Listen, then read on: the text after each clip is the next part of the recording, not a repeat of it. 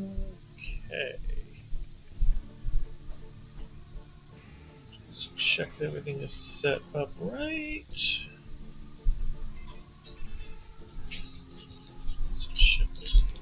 Alrighty. Let's get started. Got another day of Mewgenics. So looking up your Meow. luck. We're over 50% complete, which is exciting. And we'll grab some cats. I don't. I have a couple new quest items. I was able to complete the Man in the Moon quest. As you can see, I've got the screen is shaking a little bit. There's a kaiju stomping around in the background somewhere because I beat the twin kaiju boss fight. But we may do a run through the lab to Ice Age. That's a new biome that we haven't gone very deep in. Last run that we had, I can see her out the window. Last run we had made it there, but then lost immediately. But we've got a couple of cats here that have been bred to be pretty good. So I'm thinking that I might take a couple of these guys into the Ice Age and see how far we can get. So I'll just take these four that have been bred up to be pretty good. I've got a couple other cats that are hanging around that have some okay abilities that I could consider bringing, but I'm just going to take these first four and see how we get in the team building screen. So we got a 5% miss chance we gain 5% miss chance every turn, but we start with Form of the Squirrel. So this is one of the cats that I was really considering throwing away as a kitten, because 5% miss chance every turn stacking is really dicey, especially on a cat that only has 5 luck. But one thing that I sort of realized was with Form of the Squirrel being an ability that just turns me into a machine for pumping out a whole bunch of little units and then buffing them every turn, and a really high intelligence and charisma, I'm kind of perfectly set up to be a really good druid on this cat, where the goal is to just go into Form of the Squirrel as early as possible every single battle, summon 4 squirrels on adjacent tiles, and then summon 1 additional squirrel on every single subsequent turn, and then just make my familiars as good as possible. So that's the plan with this guy. We already sort of have that locked in. So the plan is to try and figure out what to do with these other 3 cats in order to supplement this sort of summoning unit that we have. So we've got a unit with some physical strength, a lot of intelligence, and ability to gain additional move. So a butcher is the first thing that springs to mind because butchers are one of the classes that most appreciate the ability to buff their speed because of their intrinsic -2 speed. It's not slowed down by water, which I don't think is going to come in super relevant, but the Ice Age might have some maps where if we're using fire attacks or there's, I don't really know much about the Ice Age, so there might be some water, and I know that there is definitely creep in the lab that we might need to wade through. So this ability to not be slowed by movement might be helpful there. But leaning towards Butcher, looking at these stats, health is great, attack is great. We have a decent intelligence, so we'll be able to cast Feather Feet a couple times each turn and shore up the shoddy speed stat. So that seems pretty good to me. Then we've got a physical and ranged attacker that has Bramble Shot. Lots of times when I have good strength and dexterity, Monk is like sort of the first place that I go to. Last run I did have a Psychic that was using Bramble Shot to great effect. Just pulling things through the brambles and pushing them back through them over and over was really, really nice. Honestly, this intelligence and charisma isn't terrible, so I might just go with this. The monk also, I think, would be a decent choice here. These stats look pretty good for a monk. The strength and dexterity take a little bit of a hit from the intrinsic nature of being a monk, but because it attacks twice each turn, even though that's only 3 damage, like that's secretly 6, which is on par with any standard. Like a cleric, which isn't a particularly attacking unit, is 7 a turn. So this is 6 and 4, but has great intelligence charisma also on top of the fact that it is doing some decent damage, has the option to do at ranged or melee, and can switch between stuff. But I think I'm going to go with Psychic and try and leverage Bramble Shot with the Psychic again. That seems fun and like something that I know has worked consistently from the past. Gamble, gain 2% critical hit chance if a next attack is critical. I deal twice as much damage and spawn coins. So the first obvious thought here is to make this a thief. Really maximize the luck in the movement, go for a bunch of crits, and you know, the low strength isn't ideal on a rogue. They do have a couple of melee attacks, but mostly dexterity is what matters here. Another thing we could think about is a hunter, because they care about crit stuff and like have marked and stuff to guarantee crits. So something like gamble plus marked or gamble plus sniper will get us a whole bunch of bonus damage, and the stats look a little bit better here. Speed isn't super important on rangers. The health and strength, the strength is basically irrelevant. We could think about doing something like a necromancer that really doesn't mind strength being the dump stat, and then the rest of the stats are like much more like even across the board. But I think the min max of these guys look pretty good, and they definitely lean into Gamble's ability. I'm kind of I'm looking at the rest of my team comp. I feel like they both have the same health, so it's not really a matter of survivability. So really the difference is maneuverability. So I have a psychic that can help sort of like move my units around the battlefield. This one, so I think that having a backline hunter is probably going to be better. I don't have any healing intrinsically. I mean, I have a tiny bit with Sing, but the goal is to be form a squirrel every single battle. So I'm not going to be using Sing to heal all that often. So having a 16 health unit just like be in the front lines doesn't seem like that great of an idea with this team comp. I mean, the butcher might be spawning some meat that can help a frontline unit heal up a little bit. But I think that having the hunter is just going to be a little bit less risky, and I'll just search for things that really care about the hit chance. So I can like gamble once and then use marked or sniper or something to crit guaranteed, rather than trying to use the thief and luck to actually roll a natural hit chance. Because like it seems like I would have to spend a lot of mana into this to make that happen. And I still have decent. I mean, I still have 9 luck with Hunter. Hunter still gets +2 luck, so I still have a decent chance to do some natural crits. I actually have more intrinsic luck as a Hunter than I do as a Thief, which I didn't quite realize. I thought that Thief got more intrinsic luck. Cool. So it seems like a build, and we'll look at what abilities we get and go from there. So this is great. We have a familiar synergy, which is excellent. Familiars respond to have more health regeneration and have more healthy. So these squirrels are going to be tanking a whole bunch of hits, which is fantastic. We actually already also have a item that gives our units even more health. This feedback. Familiars respond to have +2 max HP. So I'm just going to have really tanky familiars, and then we're going to look and see if we have any other synergies. I suspect that we don't really have anything else that's summoning based. We do have a Cadmass that has a chance to spawn a Fleet Familiar at the end of our turn, which is great. That will be nice. When we short course, don't do Spiderlings. That's us spawning those. So those are going to be really bulky spiders that will survive until they can attack. So that also works great.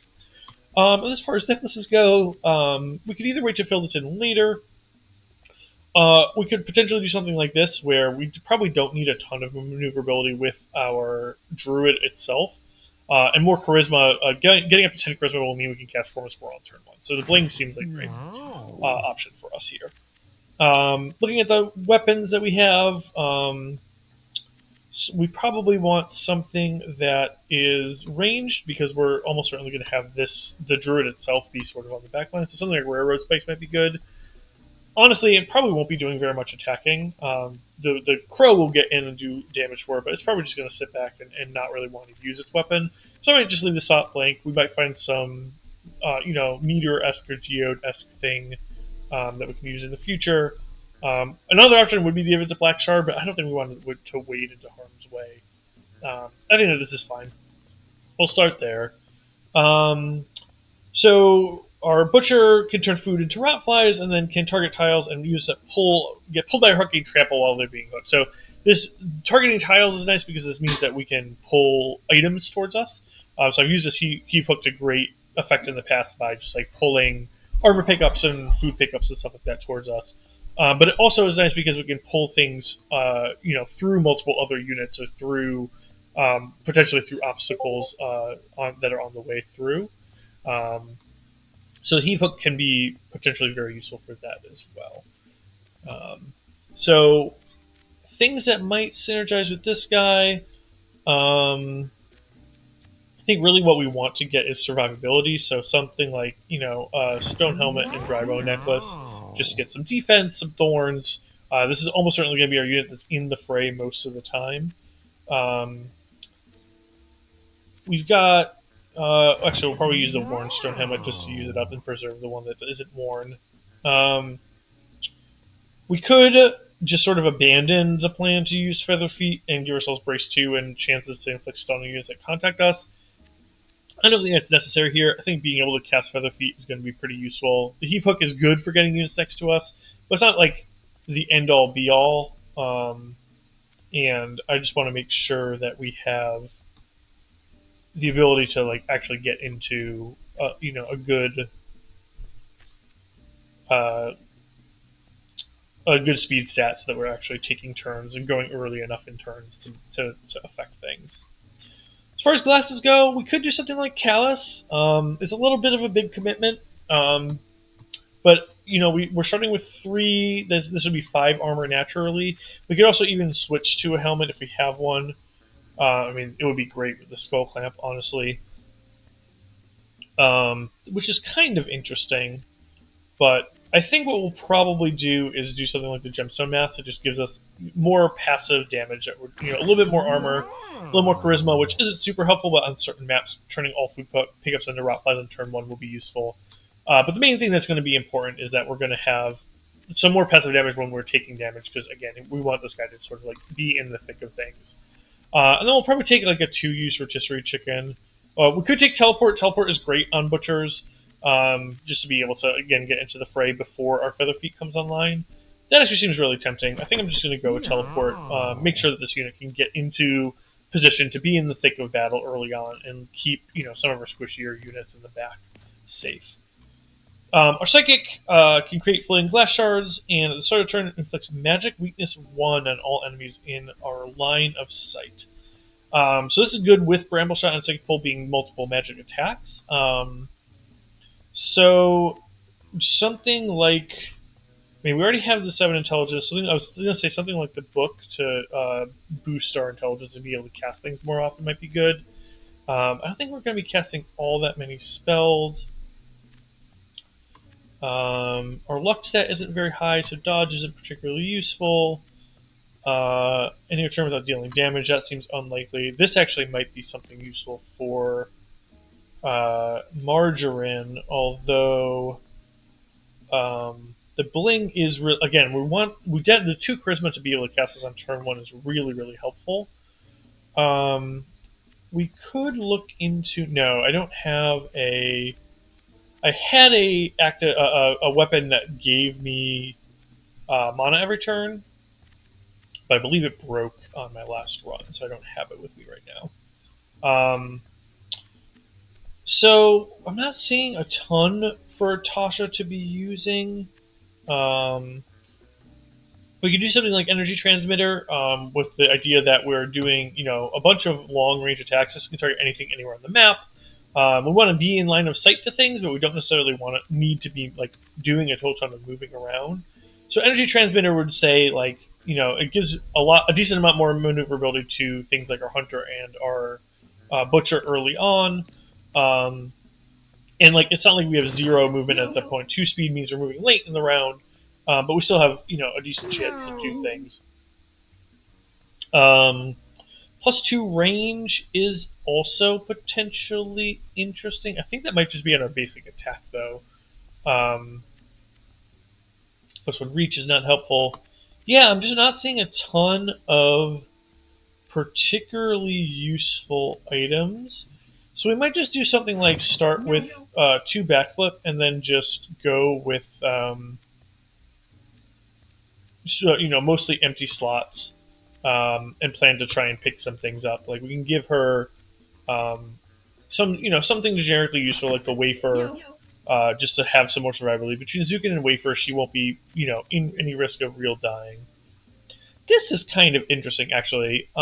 Giving ourselves +3 magic damage is really going to help with these 2. I'm not 100% sure what magic weaknesses, but I suspect that it's going to do something along the lines of doubling the amount of magic damage that we do.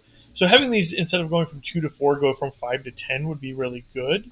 And we don't have really anything as far as buffs and debuffs that we're not really like using our other units to buff each other. Let me just double check. Yeah, there's nothing clearly here that we want to be using. So I'm going to try this hexagram sigil as a curse. And we'll just buff our magic damage to huge degrees, and then we'll try and get stuff that gives us just like straight armor or straight stats. Don't think Lion's Mane is helpful. Trying to figure out if there's anything else here that is not a buff but will be useful for us. So something just like Stone Helmet. I guess Brace might be considered a buff though.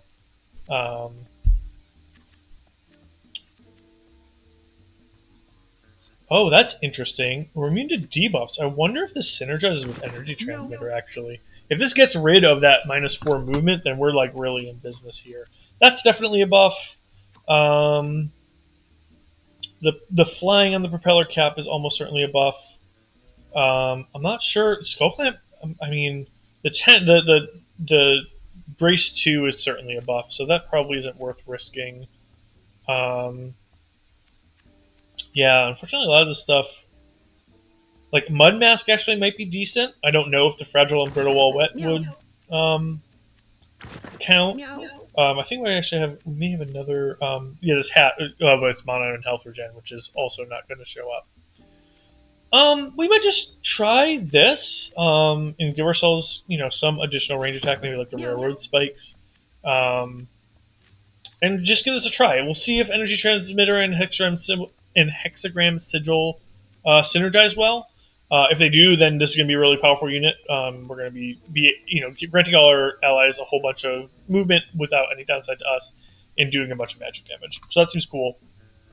Then we can teleport to grass and water tiles. We're going to start battles with tiny spider familiars. We get a spider egg parasite added to our inventory, and we can unequip parasites freely. So something that this is curse. It's not considered a parasite. Okay.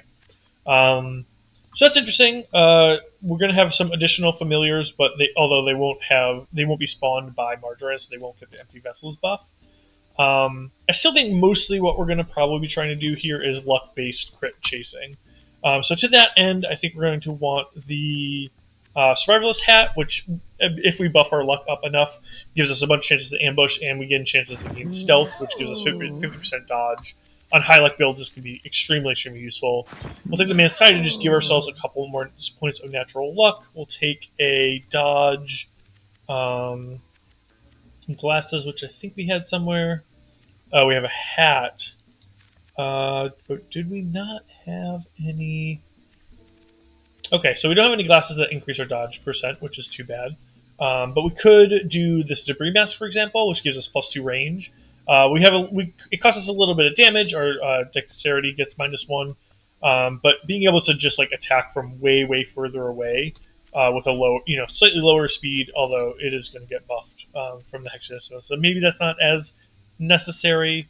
We also have a dodge chance on the rune, so we could just not take the Man's Tie and try and buff our luck other ways.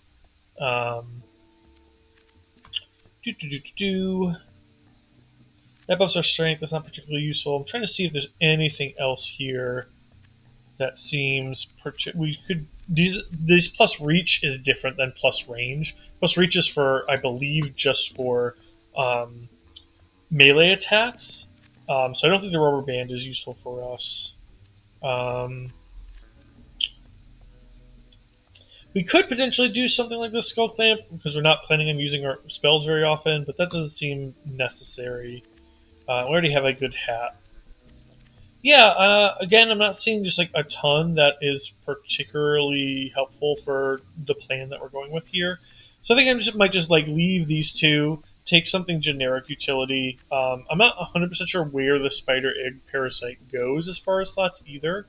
So I might just wait on glasses and see if we can re-equip something.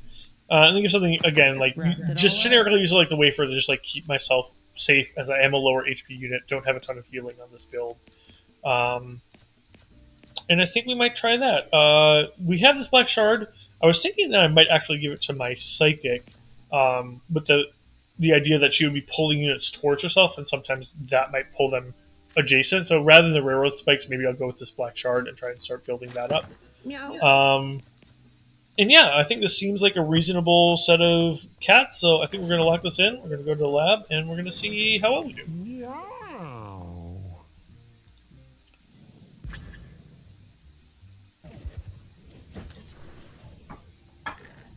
Oh, I should. Before I went into this first battle, I should have checked what that spider egg familiar was. I forgot that I got that immediately, but that's okay. So we've got this cloning vet over here. I'm not sure if what pops out of that is friend or foe, so I think I might just leave that alone for right now. We could get in with our Margarin's crow, but we are ambushing, which is great.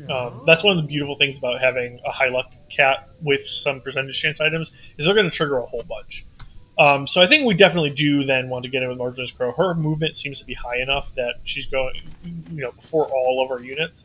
So I think we're going to get a decent amount of utility here. So I think we're going to go for this cat. Yeah, it doesn't really matter which we attack because we're not attacking from the human side. They're going to have a dodge chance regardless. And then we'll just arrow blast twice into these guys, get the knockback damage. We'll call that good. Our spider familiars are zooming because they all have the movement buff as well. And yeah, as I suspected, our psychic actually does not have the debuff from our the equipment that we put on, which is fantastic. That's exactly what we wanted to see. So we are going to, I think that this +2 catnip might be helpful for us for the next turn for just like being able to do some additional stuff. So we're going to move on to the catnip, and we're going to form a squirrel to get ourselves 4 squirrel allies, and we're going to boost all of their attack and damage. We did spawn a flea familiar also, and then we're just going to go ham. We're just going to move all these guys in and just do a whole bunch of multi-attacks. Try to take out as many of these guys as we possibly can. If we can get back behind with some of them, then great, but otherwise we're just going to go where we can. I want to leave this spot for this back squirrel, so I think I'm going to go in front of this one. Back squirrel, back squirrel's only really able to reach this spot. I think I'm going to keep going after this half-human because he transforms, and that'll give this squirrel a chance to try and pick up the kill, although we did totally miss our movement, which is a bummer. So with our ranger, we're going to just get into range of this one that we're trying to take out. I think we'll do one gamble. We're not train walking this battle, so actually I think we're just going to full on spend all of our mana on gambling, and then start trying to crit where we can. Perfect, got a crit already, so that spawns 3 coins over here. We'll try to pick that up with one of our units. Honestly, maybe even right here, we might just teleport on top of it. We've got really no reason to wait to use this teleport. This first turn is, we could, I guess one thing we could consider doing is just going to the back here and taking out one or both of these Stacies. I think probably taking out this first Stacy is probably more important than trying to get more damage on these half-humans. Because these Stacies give all stats up and can charm our units, which can be really dangerous. So I think that trying to kill them as soon as possible would be really helpful. So something I'm thinking of doing is going next to this one, maybe even on the coins, attacking it diagonally, and then using the Psychic's extra damage to try and pick up the kill on it. As it can attack from any range. So the Psychic might want to do something like use Bramble's 1, 2, 3, 4 with the magic power boost. It might hit our Margarin's Crow, but that doesn't really matter. That doesn't take any attrition damage. And then it can use her base attack for the 2 damage we need on this other Stacy. So let's go with that. So we're attacking here. There's no food pickup, so we're not going to use that. We could just use Feather Feet. We might as well. There's really no reason not to. And then our Meat Hook tramples units that get pulled. So we could just try to swap these half-humans for a little bit of auxiliary damage. Let's do it. So yeah, that's just an extra 3 damage. And then I don't think we really need to move anywhere. We could just back up 1 space to give ourselves a little bit more options to get like the squirrels in if they go early next turn. I think I like that. I think I'm going to back myself into this corner and just stay there. So I think that was the this magic weakness infliction. But yeah, we've got magic damage up from our hexagram sigil, so we're doing 5 damage with this. Um, so we're going to see if we can. So we unfortunately can't do that on this slot here, which is really where we wanted to. But here is still going to hit 3 enemies. It'll kill this one, and then we'll just do at least 5 damage on this Stacy. And she would have to move through brambles to get anywhere relevant. We'll hit the squirrel again. It probably doesn't matter very much. 5 damage is not a ton. And then we'll Psychic Pull to do... Oh, and actually the knockback on the Stacy is going to kill it, so that's great. And then we can create floating glass shards on the tile. The tiles that we can see, there's really nowhere relevant, so I think we're just going to end the turn there. And squirrels do go first, which is fantastic. We'll move this squirrel in. I guess it has to be to the side because we've got these dead bodies back here. That's perfect. We knocked that first one down.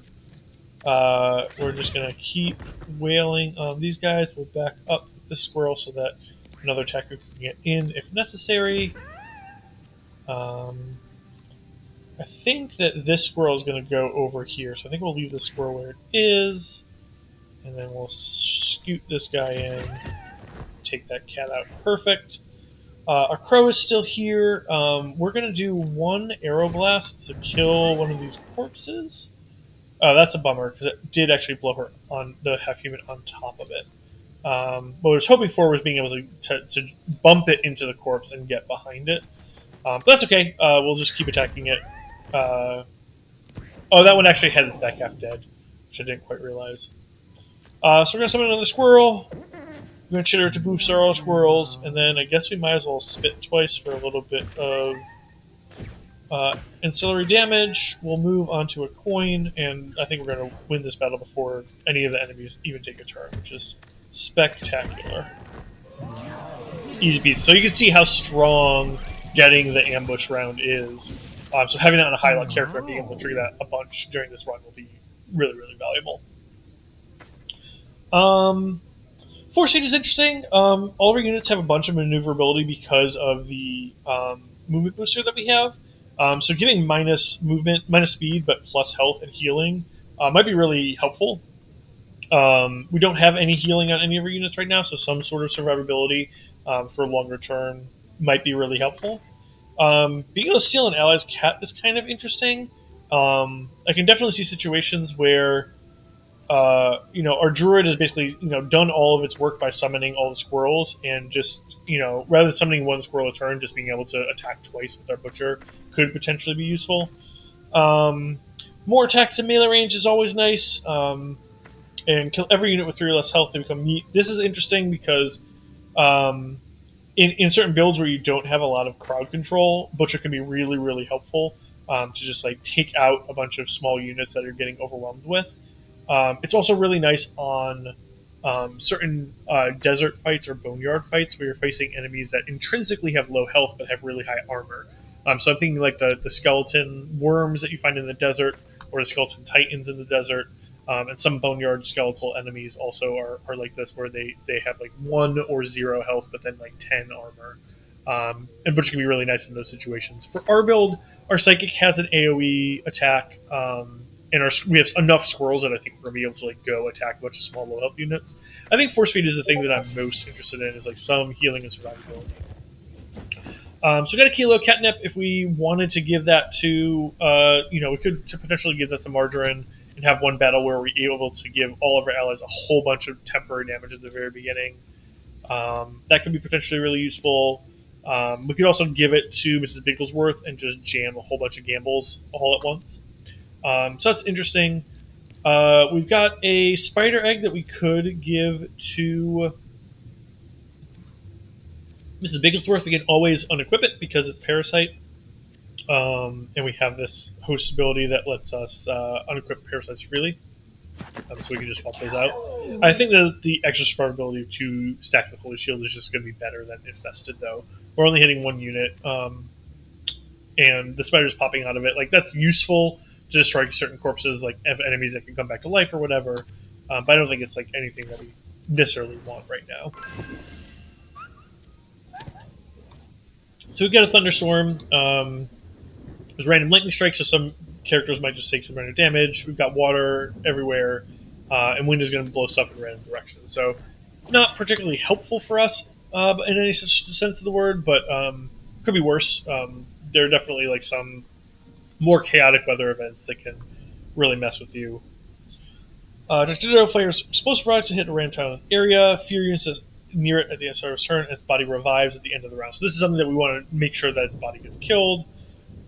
These Dr. Cats randomly cast spells, which I'm not too worried about. Usually the spells are not particularly relevant.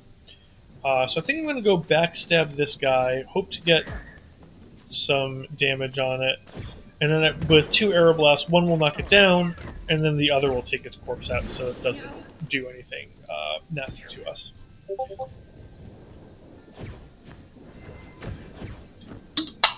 1 minute while I quickly turn Discord off so that we stop getting these Discord notifications. Alright, so we're going to move somewhere where we can dig up our squirrel allies usefully. I think we're going to go basically as far forward as we can. So the squirrels are near these 3 enemy units down here. We'll chitter. Our crow taking some damage doesn't really matter. And I think we're going to first work on this Dr. Ditto if we can. That's not a lot of damage. It's a little unfortunate because ideally we would have liked to... So I think we're going to attack this Dr. Cat from this side first, because it'll give us a better sense of which we might be able to pick up the kill on. And it's looking like it's this Dr. Cat, so we'll go ahead and kill that one. And then this squirrel can come and back attack this Dr. Cat. Unfortunately, we only got 1 hit there. So he's going to get some dodge chance. I'm not too worried about that. We're going to gamble a bunch, and actually I think we're going to attack the dodging Dr. Cat with our lucky Mrs. Bigglesworth. It gives us a higher chance to hit it, I believe. And then we'll use Control to see. Yeah, there's no pickups back here. We can get close to this one, but that gets us close to in range of this Dr. Cat, which I'm not sure we want to do. I think staying in the middle of the map is really what we want to be doing with a ranger.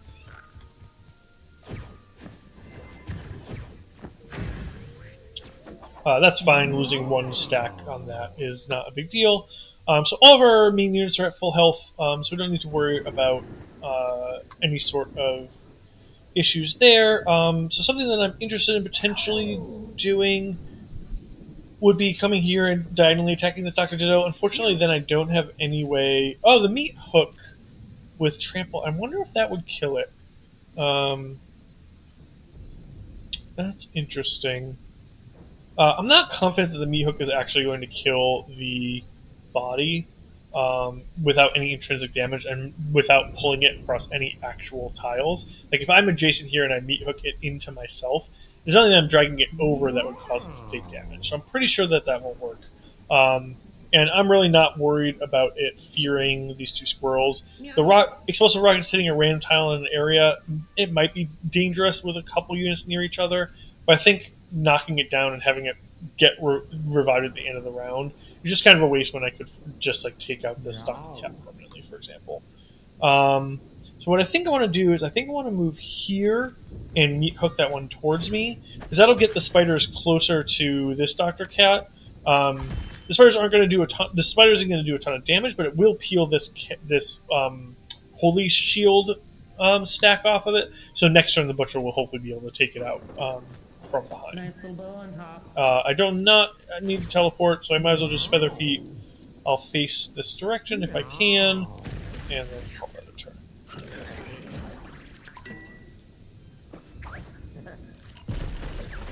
So actually, he ended up killing himself with his rocket. So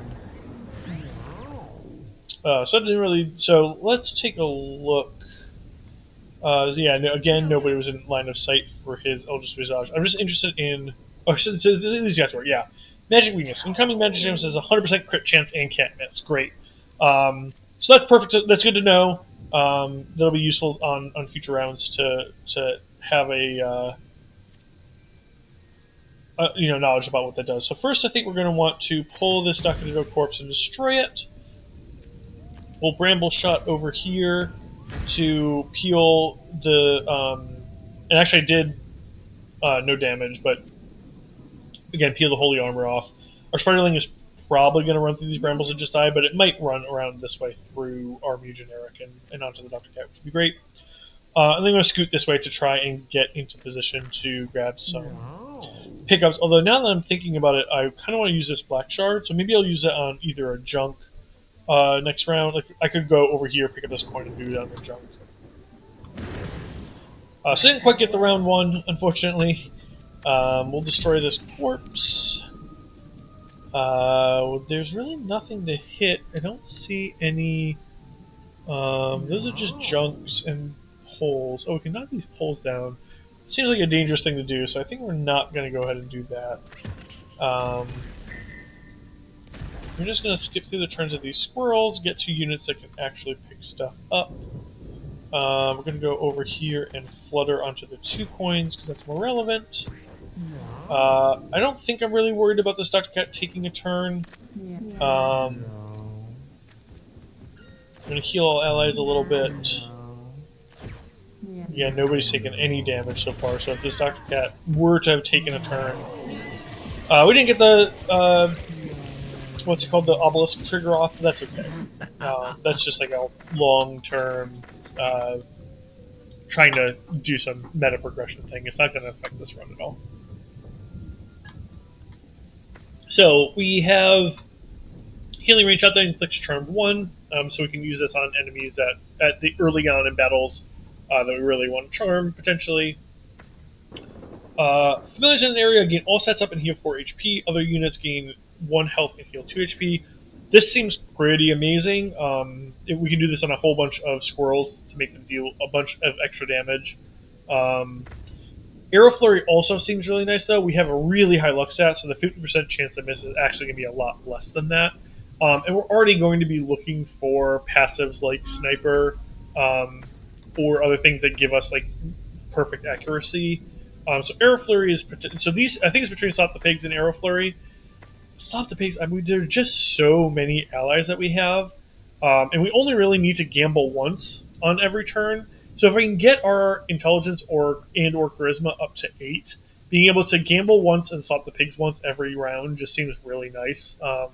It's each really in an area. I'm going to guess as a single plus, so like 5 tiles. But generally speaking, if we're attacking one enemy, there'll be like for example there'll be if there's a squirrel right here.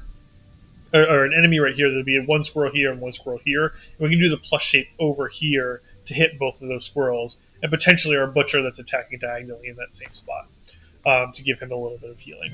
So, Stop the Pig seems great. We're going to go with that. We got a antidote so we can cleanse some debuffs. We're just going to slap... no, we don't have anybody to slap that on right now. Everybody has relevant held items. So let's see what we get in this treasure chest.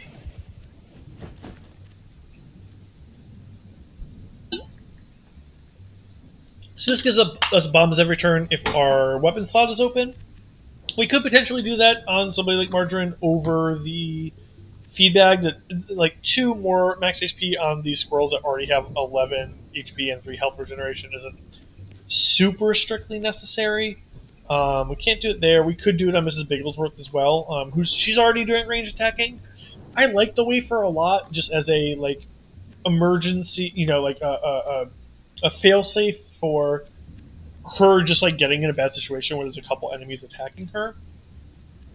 So we'll think about the speed that's in a jar. It might be something that we want to equip here in the future if we get some more survivability in some of these other slots potentially. Or if we get enough luck that Stealth 1 is triggering a lot on Mrs. Bigglesworth, then it may be time to swap out the speed in a jar. But for right now, I think we're just going to keep the protection. So this event, this is the event that really got us last run that I streamed. I ignored this. It gave one of my key units depression, which really made that unit very, very weak and was unfortunately making all of our adjacent units get very weak as well. But this time we have a very lucky unit that's getting this event, so I'm definitely going to choose free, and we'll hopefully get an additional familiar. We got a caterpillar. I don't know if that's a ally in the battle, but I suppose we will find out momentarily against Chan Hung here. So we're going to take a look. We got a Spiderling, we got a Caterpillar. Gains all stats up each turn and evolves into a moth when it reaches all stats up 5. I don't know if that is a permanent evolution. I certainly hope it is because we can speed run that with our new Swap the Pigs ability we just got. So we're going to try and protect this Caterpillar if we can, and see if we can get it into some really strong familiar. That would be fantastic. So every time one of us uses an action, he's going to use his own actions. Depending on what we do, he's going to do different stuff. On this first turn, we're not going to be able to reach him, but he might actually walk over to us if we come vaguely near him. And if not, so what I might do is go somewhere that's 3 spaces away from this trash bag, because if worse comes to worse, he moves somewhere that's completely irrelevant, we can flutter over here and attack the trash bag for some damage. So I think I'll scoot right here. Another thing we could consider doing, we're at 12 out of 24 HP, we could consider just melee attacking this health pickup. But I do suspect that he's going to attack us back when we attack, so it might just be kind of neutral that we'll pick up 4 health and then attack for 4. I think we're just going to whack her. Yeah, we'll get smacked back, we'll get a little bit of bruise, but that's not the end of the world. And I think that we might just want to Aeroblast once, we'll see what he does. 8 damage, that was not a good trade. Okay, so we're just going to move this, I think out of harm's way somewhere is probably the best move.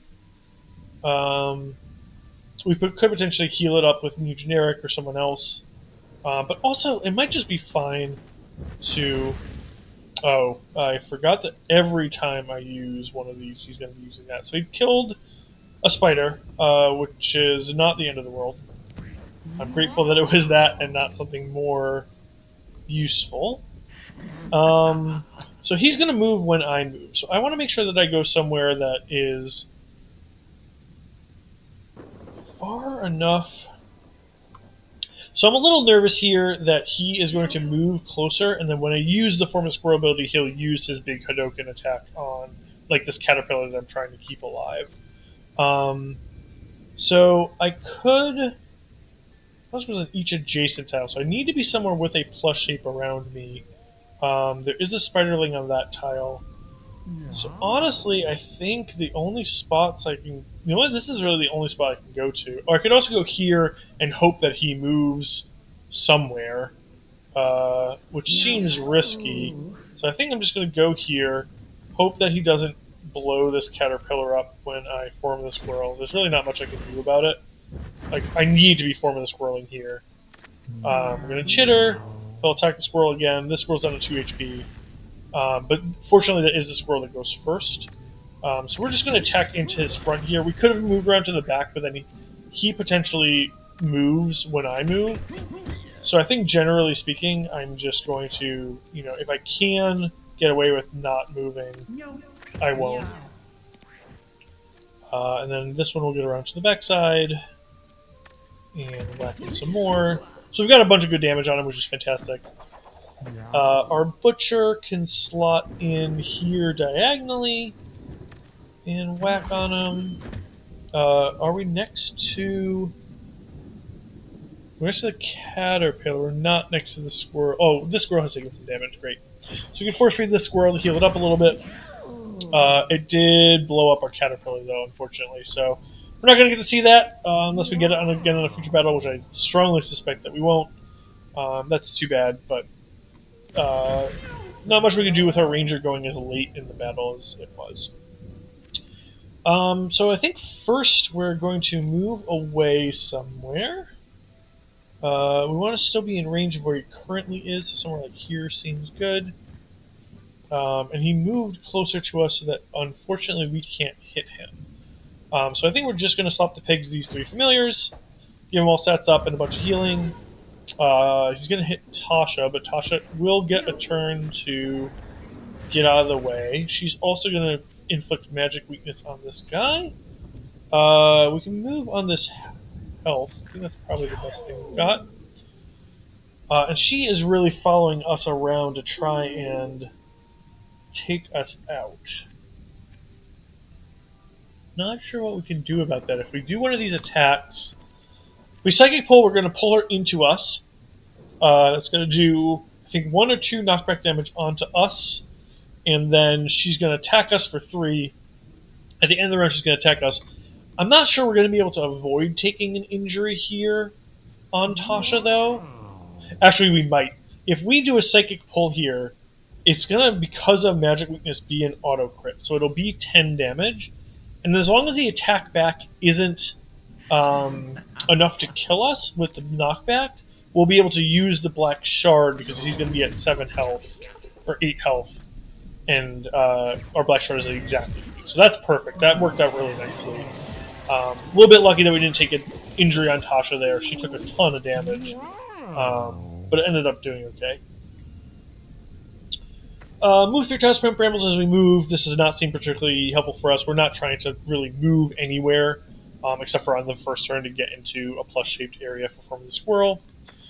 Giving health regeneration 1 to units in an area. This could potentially be very useful with the fact that our empty vessels have health regeneration already and max health, just to keep them alive. It could also, we will rock you to give armor to our familiars. Throw an egg. If it lands in an empty tile, it hatches into a random animal friend at the start of its second turn. So this gives us a ranged attack, which is potentially useful. We do have a lot of intelligence for our second turn, and right now all we're doing is, spit an inspirational song, which are not very exciting. The one thing I do need to keep in mind, though, is he does gain a 5% miss chance every turn. So throw egg as an attack is probably not going to be... it's going to be a little bit unreliable, right?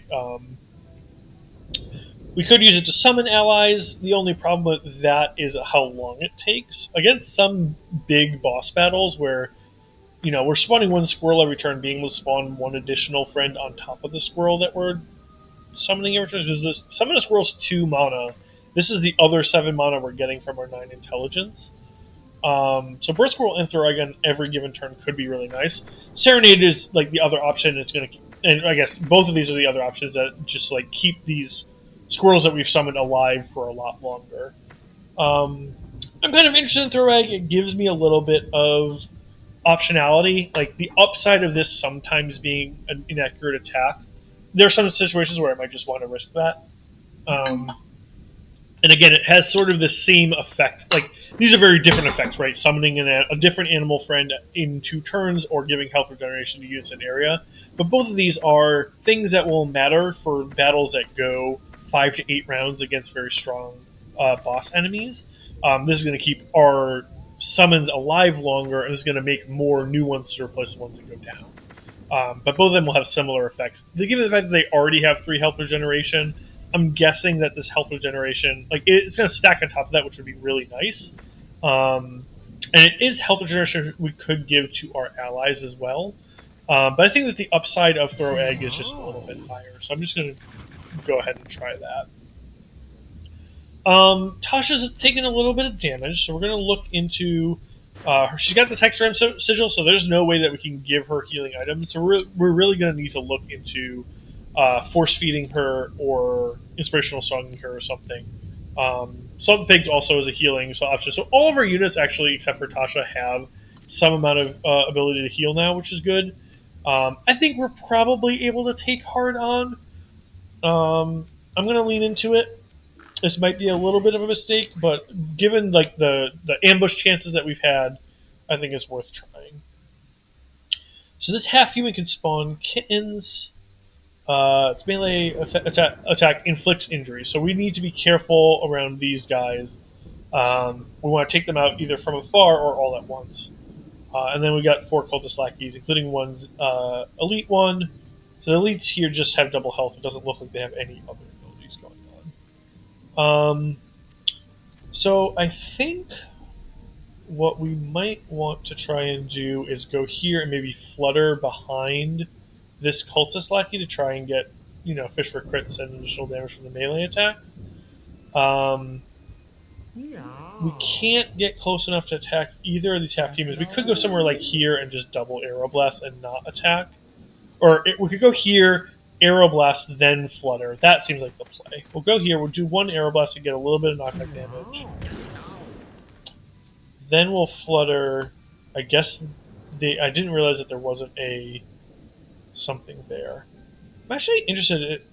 Struggles up random things down around it. We probably should have tried to focus on this support pillar. Actually, I'm now realizing.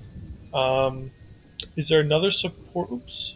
Is there another support pillar back there in that back corner? There is, but it's not lined up with. So we would push these guys even further back into the corner, but maybe that's fine. It's keeping them further away from our cats. They hit something. What did they hit? Oh, just the end of the range of Aeroblast, I guess. Alright. We'll pick up this corner in the corner, and we'll just call that a turn. So, I think what we want to do is actually spit these support pillars while we've got enemies near them. That wasn't the most exciting thing in the world. Let's see if this is any better. Yeah, I was hoping that those would be a little bit more impactful, like do 20 damage. I don't think that was worth not doing Form of the Squirrel on this first turn, unfortunately.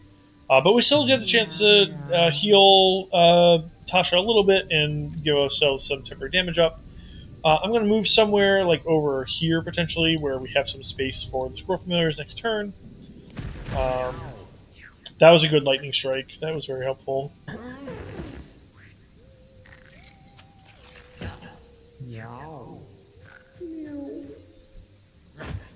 We didn't have the bird face the correct direction at the end of that last turn. That's a little frustrating. That's 2 extra damage that we could have not taken. Now we don't have... We could swap the pig's Margarin's crow if we can reach it. But I think we might just want to try and fish for crits on some of these dangerous enemies that are in this battle right now. Like these elite kittens that are being spawned by this half-human. I think we just want to get it off the battlefield as soon as we can. So I think we're just going to start fishing for crits on it.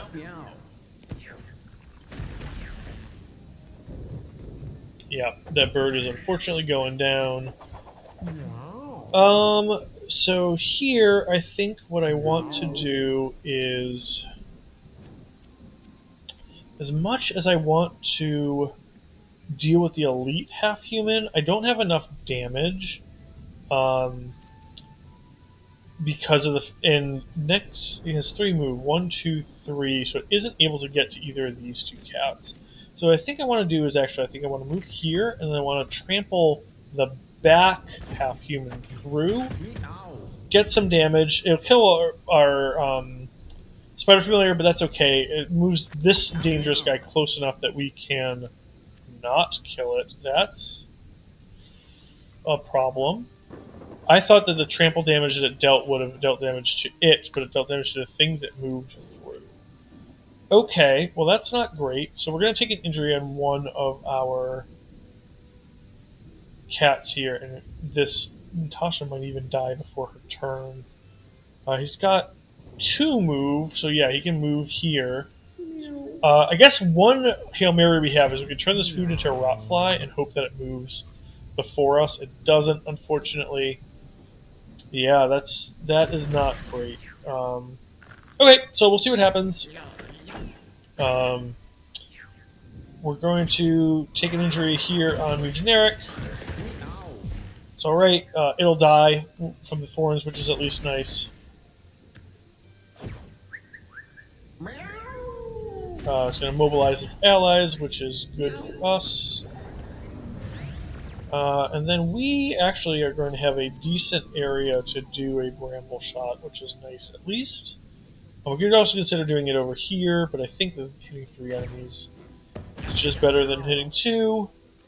I think we want to kill off, just take the kill on this Cultist Lackey while we have the chance. And we have a 9 HP Black Shard, which right now we can't hit anything with that. We could Shatter the Sky on this Cultist Lackey and see how much damage it does. We could also move next to it and see if it is a magic attack, allegedly. We could see if it would do something on this magic weakness. Cultist Lackey, I strongly suspect the answer is no, however. And then we could also grab this, just kill this rotfly. Just for the sake of killing the rotfly. I think I'm inclined to just shadow this guy on this guy. So it doesn't do any damage to a unit that's on. That's okay. And I think we're just going to move away somewhere. I think back behind this rotfly is probably the move. And we'll see where we go. Yeah, so it's really good that we had this survivability on Mrs. Bigglesworth. She absolutely would be dead right now if it weren't for... And she probably still, will be dead unless we can really get a bunch of damage off here with our squirrels. The other option is just sort of surround Mrs. Bigglesworth with squirrels on the other side to keep her from being attacked. But in any case, we're definitely doing Foreman Squirrel this turn. It was a mistake to not do it last turn, so we're going to get that down. And we'll have 4 squirrel turns to work with to try and get some of these guys off the board before Mrs. Bigglesworth dies. So the 3 enemies that are going to go before Mrs. Bigglesworth are this half-human, this cultist in the back here, who does have 4 move, 1, 2, but there's a kitten in the way. So as long as we have one of the squirrels land here, I don't think the other cultist is going to be able to get here. And then we've got this elite cultist that has a whole bunch of spots to go. So we definitely want 2 squirrels on these 2 spots just to try and protect Mrs. Bigglesworth as much as possible. And then I think at least one of the squirrels is going to try and, if possible, maybe this front squirrel can get behind this half-human. So this is the leftmost squirrel. I think we're going to put that one behind... Oh, this cultist lackey is immobilized. So it's only this cultist lackey and the half-human that we're worried about. So I'm going to put this one in front and destroy this corpse so that this cultist lackey both can't throw that corpse because he's immobilized, and also to protect this side from this cultist lackey or this half-human coming in. This back squirrel can't really reach anyone. I guess it could go here in between them and attack. So maybe I'll do that. We're going to try and get multiple attacks onto this half-human where we can. This one can't reach behind. So as much as I want to attack this cultist lackey, I think I'm just going to protect this side of Mrs. Bigglesworth.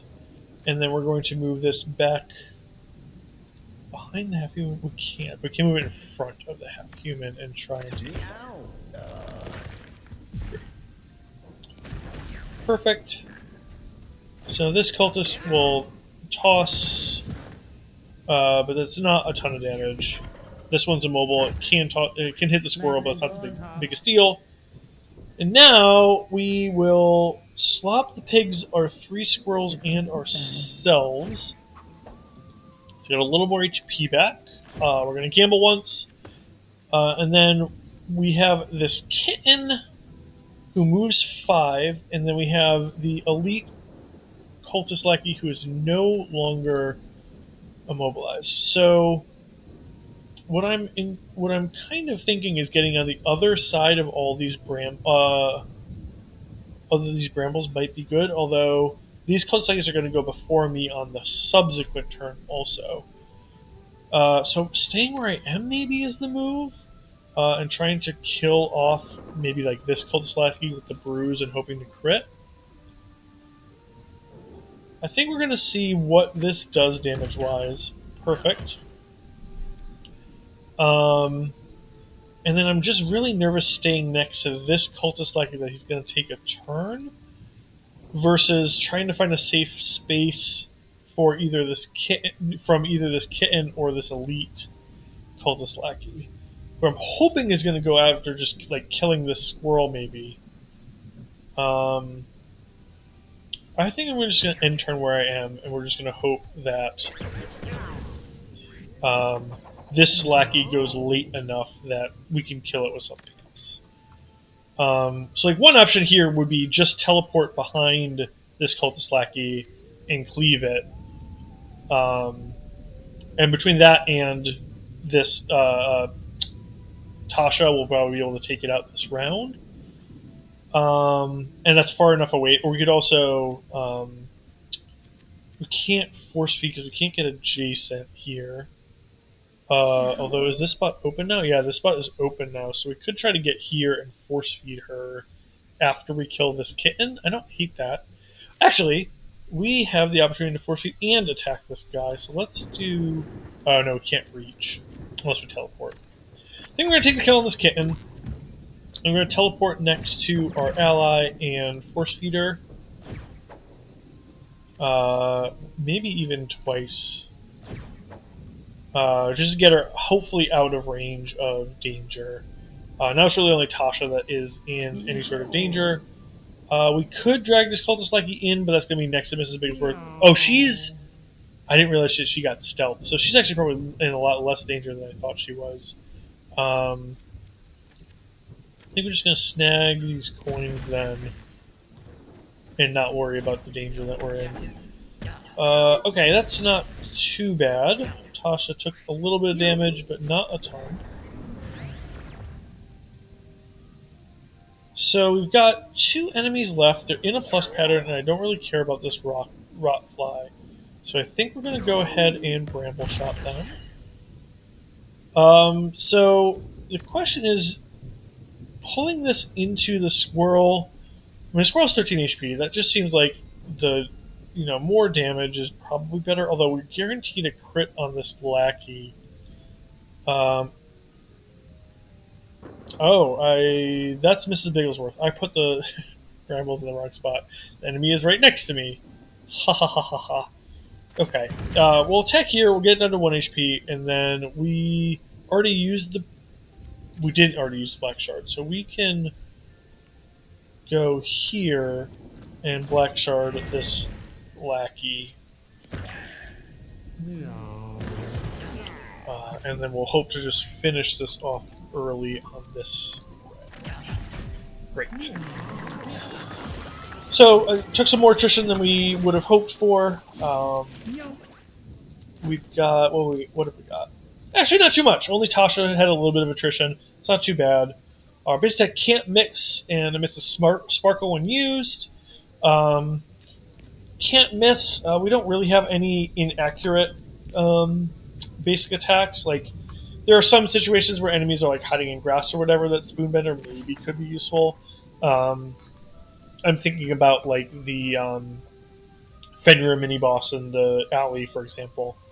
But with the cats that we have, I don't think that that's particularly useful. So we've got, I think, Asteroid is really potentially really useful because we have Eldritch Visage that's giving magic weakness 1 to all enemies in our line of sight, which guarantees crits on our magic attacks. So having an Asteroid that does 5 plus 3 from our equipment is 8 damage, doubled to 16. Having a big single target attack like that, I think potentially would be really useful. Enemies taking an extra turn and attacking each other. This is most useful against a lot of smaller enemies, or I guess like a lot of medium enemies. We do want to like be in line of sight of enemies, and enemies taking an extra turn and like maybe walking over some brambles or some glass shards could be useful. The only problem is this isn't direct magic damage, and that's what we're boosting with our items right now. Moving stacks of debuffs, we're immune to debuffs because of our items, so that's not going to be particularly useful. And freeze, we don't have any way to attack through freeze, and like it can be useful to gain extra turns for things like our druid, just like doing a bunch of extra buffs, for example, or like spawning some additional units off of throw egg. And like Mrs. Bigglesworth can like spend time gambling, Mew Generic can spend time force feeding and feather feeding. So we have reasons why stasis could be useful, but again, like spending all of our mana to not do boosted damage just doesn't seem like the play. I think we just want to take Asteroid and sort of make our psychic like single target high damage output. And everybody has a trinket, so that's not particularly useful. We'll have to get a piece of equipment that we can actually use here. 3 move and fragile, that seems totally fine. We will slap that on Mrs. Bigglesworth because she needs something. I don't think we have anything that looks like it would be a set with a bionic faceplating. The energy transmitter is also like electronic, but it's in the same slot, so we can't try to make a set. I think we have enough luck to at least give this a shot. If nothing happens, that's totally fine. Looking to just, kind of muddle through till we get to this shop. Couple Dr. Cats. I don't really mind the boosted Dr. Cats. The random attacks are just not all that scary. Bunch of damage and stuff. Not super impactful. This one has some dodge chance on it now, so we have to be careful about that. Half rats do chaining dash attacks, that's right. So I think we're just going to go whale on this elite half rat, probably. We can get a coin and then flutter, but I think that, or like we go here and then flutter behind it, is maybe the move. Try to maximize damage and see if we can kill this before it takes its second turn. We could also flutter over to this one and flutter behind this one and almost certainly pick up the kill on it. I think that's the move. Grab a coin, flutter back here, and then just pick up a more guaranteed kill. It also keeps it out of harm's way, which is nice. We don't have any familiars that we really want to buff, so we're just going to gamble a couple times. And then use our lucky unit to attack this dodging Dr. Cat. Only 5 damage, that's fine. See what happens here. That's unfortunate. Again, the turn 1 summoning all the squirrels is like really ideally what we want to be doing every battle. So it's not great to not get that off. Freezing a bird is not the end of the world. That chain dash did very little. And now we can get behind it and try and pick up the kill, which we did, which is great. There's really nothing we can meat hook from here. We could do something like go diagonal to these guys and meat hook the back one to do some damage to this guy. I don't hate that. We could also meat hook this one through this one for some extra damage. So I think that's probably a worthwhile use of our teleport. We unfortunately can't get next to Tosha and do that. It would be nice to force feed her this turn if possible. Trying to see if there's a play any of these spaces. I'm not seeing any though.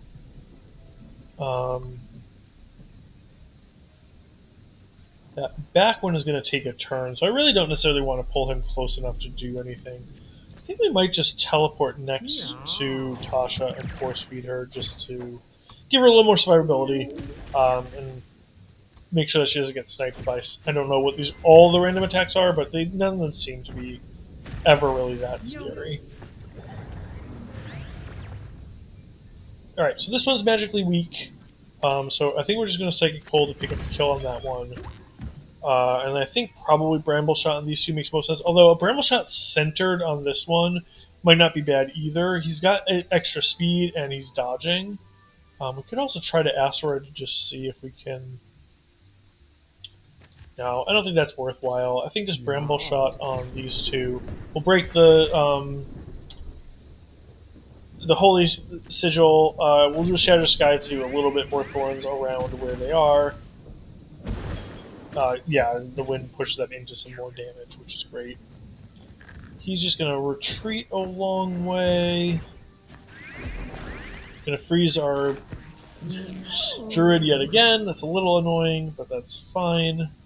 I think we're just going to keep on stacking gambles.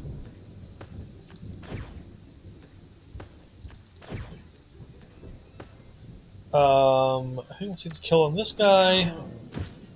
Oh, we don't get the kill because we don't have it. Oh, he'll die from bleed. So that's great.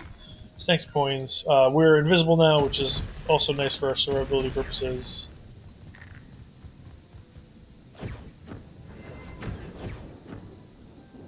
So he's going to get a Holy Shield, which is not ideal. We don't really have any way to drag things through him. And dragging him through things we just learned doesn't cause damage. 13 out of 16. I think what we're going to potentially do here is just chain it to us and I was going to say attacking so we're just wasted Solar Shield, but unfortunately we aren't even able to do that. So I'm just going to Feather Feed a couple times. This one is going to die at the... Oh, I guess it dies at the start of the round. 1 damage is not the end of the world. Oh, and that's excellent. The Sparkle from the kinetic spikes actually killed the holy shield here, so that's really, really nice. That gets us some additional options. So what I think I want to do is I want to move here next to this boulder. We're going to black shark the boulder off the field, and then we'll bramble centered on this guy. And rather than that would pull him diagonally, which I don't think we want to do. I think we might just. It doesn't really matter. We might as well kill this corpse and see if there's some coins that we can pick up. So I was going to die from bleed anyway.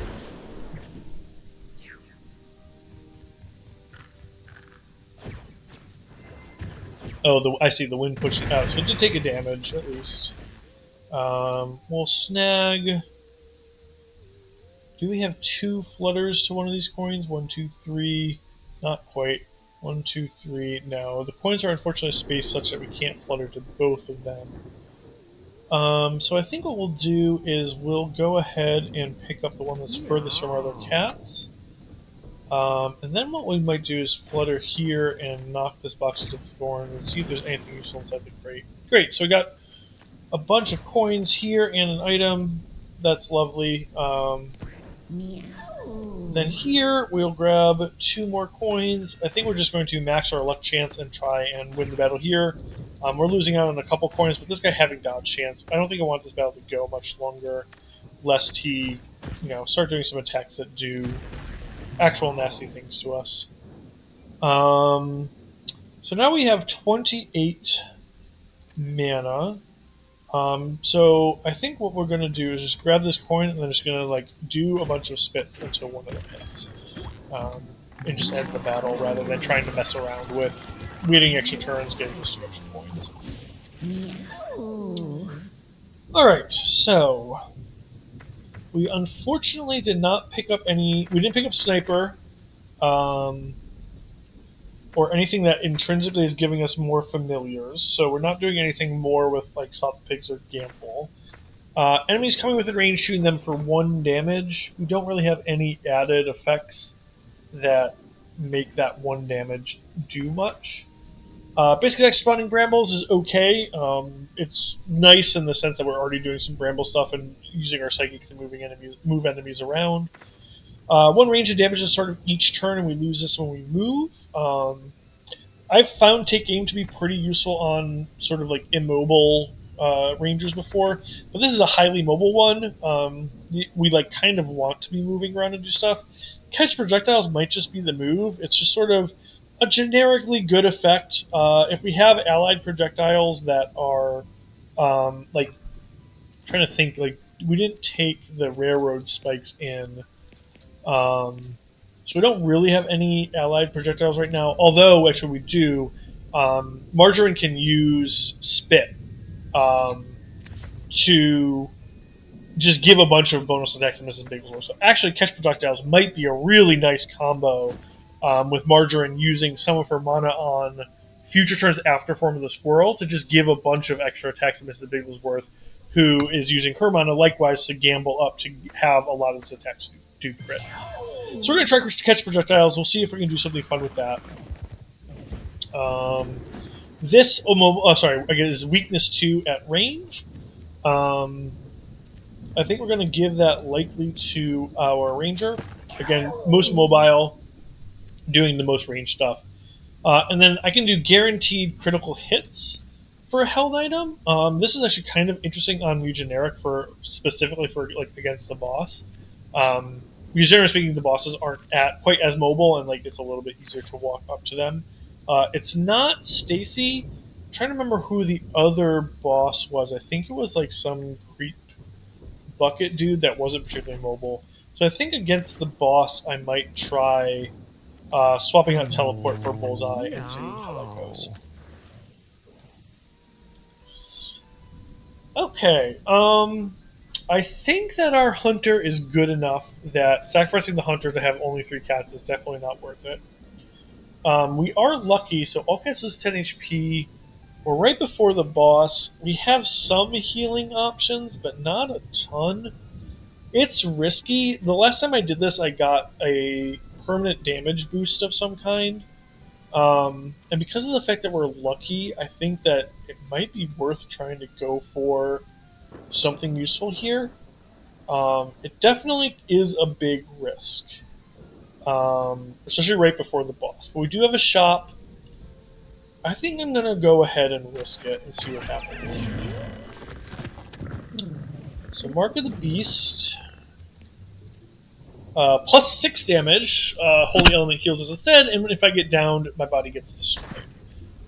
Despite Host, it's not a parasite, so I can't take that off.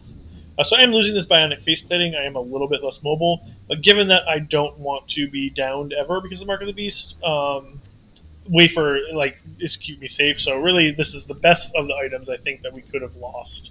Is this bionic face plating that we don't really care all that much about? We could swap it onto someone else, I guess, but I think these other items are just better where they are. We're gonna see what we get. Ice Paws. So we could give one of our passives, one of our cats, the passive ability Ice Paws. Our basic attack deals ice damage, inflicts slow 1, and has a 15% chance to freeze. Again, if you watched my last video, you would know that when I got into Ice Age, the next realm, last time I had a mage who had a passive that was giving her the ability to turn her basic attack into the element of her other attacks. And she had a strong ice attack with a thing, an ice electric combo attack.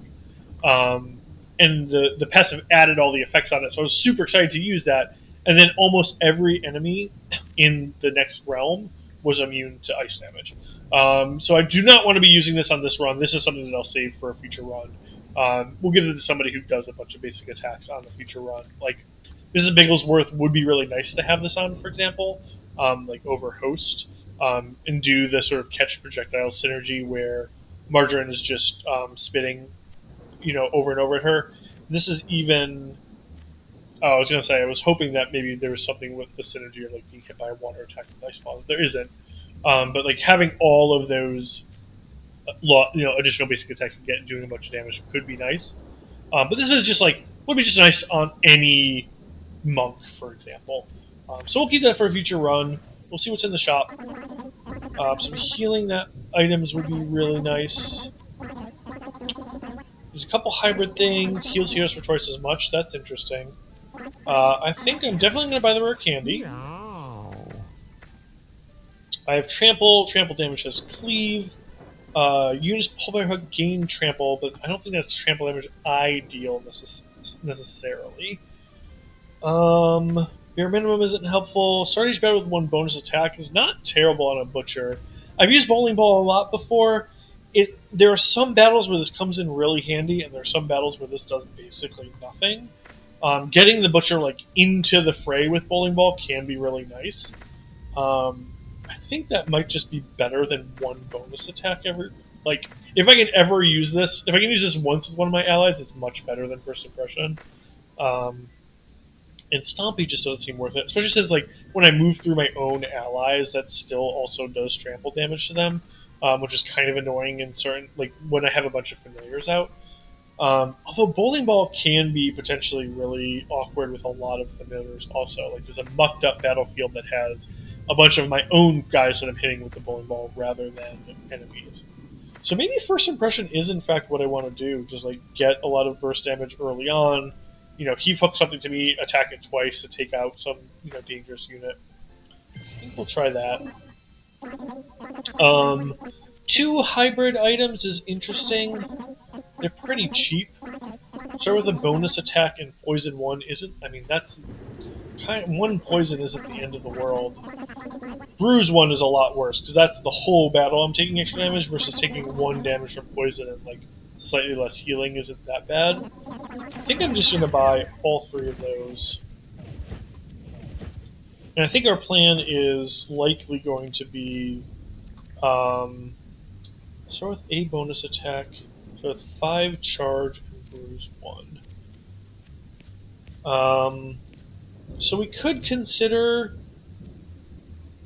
some extra heals or something on someone, but I think what we're gonna try and do is do things like slop the pigs and force feed and inspirational song on our allies as early as we can.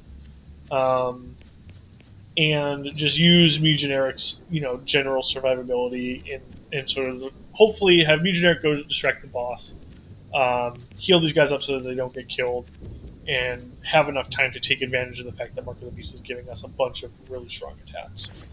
We'll see how it goes. This build could be insane. Between our being able to lob shot into this to have its basic attack damage, have a ton of basic attacks, we could really be outputting a ton of damage from Mrs. Bigglesworth. He does, I think, like an AoE. If I remember correctly, he does like an AoE kind of splash attack. So what I think I may want to do is come over here, kill one of these pills, and then flutter sort of like generically by him in the hopes that he's going to attack us rather than, or like go for that pill maybe. And then, fortunately, we are going to actually get our form of the squirrel off, which is huge. Going to buff their damage, and then we're just going to go surround this guy. And that's right, he sucks guys again, which is not the end of the world here, because we have even more squirrels that we can put in front of him. He does that. And then we're going to hope that he's distracted enough by all these familiars that he is not going for a main of allies, which he seems to be, which is great. This is going basically exactly how we wanted. So we've got these two cannons that I think are indefinite. So we're not going to worry about them. We could move next to this squirrel to slap the pigs. We could also go here and slap the pigs this spiderling and us. We could also just try to hit these guys and not worry about ourselves just for the moment. We don't have enough range, regardless of where we go, to attack him. So we're definitely attacking this creep pill. So wherever we go, we want to make sure that we're not putting that out of range. So I think this looks best is slap the pigs, these three familiars. That heals them up a little bit, gives them all stats up, which is great. We'll lob shot this pill. There's nothing we can give weakness to. We'll call that good. Oh, and perfect. It needs stealth, which is also great. So now we want to, I think, be force-feeding some of our allies. I think we want to move up and force-feed Margarin first. Tosha's far enough away. And does Tosha have line of sight? She does. I'm worried that I might be blocking line of sight by moving here. But I think that just might... I can do one feather here, I guess. I think that it's less than... Oh, I went off of force feed by doing that. That is unfortunate. Alright, we're just going to snag this coin then, and call that good. Yeah, that's really unfortunate. I could have healed up Margarin, and I didn't because of the way that I did that play. Really not great. Really not a great showing by me, but that's okay. I think what we're going to do is just come over here and asteroid the heck out of this guy, and then try and pull him into that rock I spawned. Not quite. So right though, hopefully we'll have enough units moving early that we can really wail on this guy. I think knocking the rock into him is probably the play. And then get another unit that comes over here. That squirrel's gonna die. And this one's not gonna be able to reach, unfortunately. So can you reach a pill? There's one pill here. The other pill's here. Yes, he can reach it. So we'll kill that pill. Great. And then here, I'm tempted to like arrow blast it a couple times away from some units. So I think what I might do is I'll come over here and attack it. It's going to spit that squirrel out, and then I can arrow blast it twice this way with the... Oh, I guess only once because of that. With the intuition that I want Margarin to be moving away anyway here. Probably to like here-ish. We'll birth a squirrel. I think we're going to heal our allies rather than try and do spit, because I think that Mrs. Bigglesworth is just going to dodge the spit maybe anyway. We'll buff the squirrels, and then we'll have one more squirrel here and now that can get behind and hopefully do some damage. And then Mrs. Bigglesworth is going to want to sort of move away a little ways. I think we want to slop the pigs on some of our low health allies, ideally. So what I think I'm going to do is, it's a little risky because I am clumping all of my allies up to be all attacked all at once by this guy. But I think the upside of healing all four of us... Oh, I can't do all four of us, actually. Because I can't do it on myself. So who are the ones that need it the most? I guess these two are, because I have dodge chance. And then I'll do one of those and attack to get a crit. And I reload. Oh no! Oh, I missed the click! Oh man. Well, we'll inflict weakness, and we'll hope that it doesn't do damage to our main group. It doesn't, it's going to grab a pillow and then spit at these guys, which is fine. It's actually not very much damage right now anyway.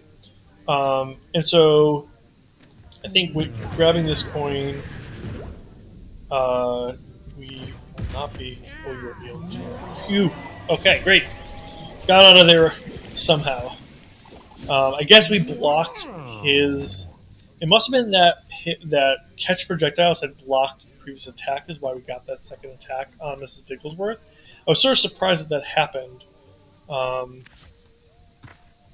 so we've got all allies have 1 health regeneration and mono regeneration. That's kind of interesting. Because they're already giving some health regeneration to our empty vessels, so they'll just get even more, and it helps our other allies as well. Super Crow, I've done Super Crow before. The Crow is quite strong when it's upgraded. Although what we're focusing on is mostly spawning a bunch of squirrels, and having one of the squirrels that we spawned in our first batch of squirrels, and then potentially a second or third squirrel be a champion. Champions move twice every round, they do more damage. I just think Mega Minis is probably going to be what we want to be doing. And then I did notice that we got the Relic, which combos really, really nicely with the wafer. So I might want to. I don't want to put a different hat on Mrs. Bigglesworth. The survivalist hat is really, really good on a high luck unit. So I might want to consider something like swapping wafer and the relic over to like Mew Generic potentially as a instead of brace. I don't really mind losing brace that much and having her be really survivable.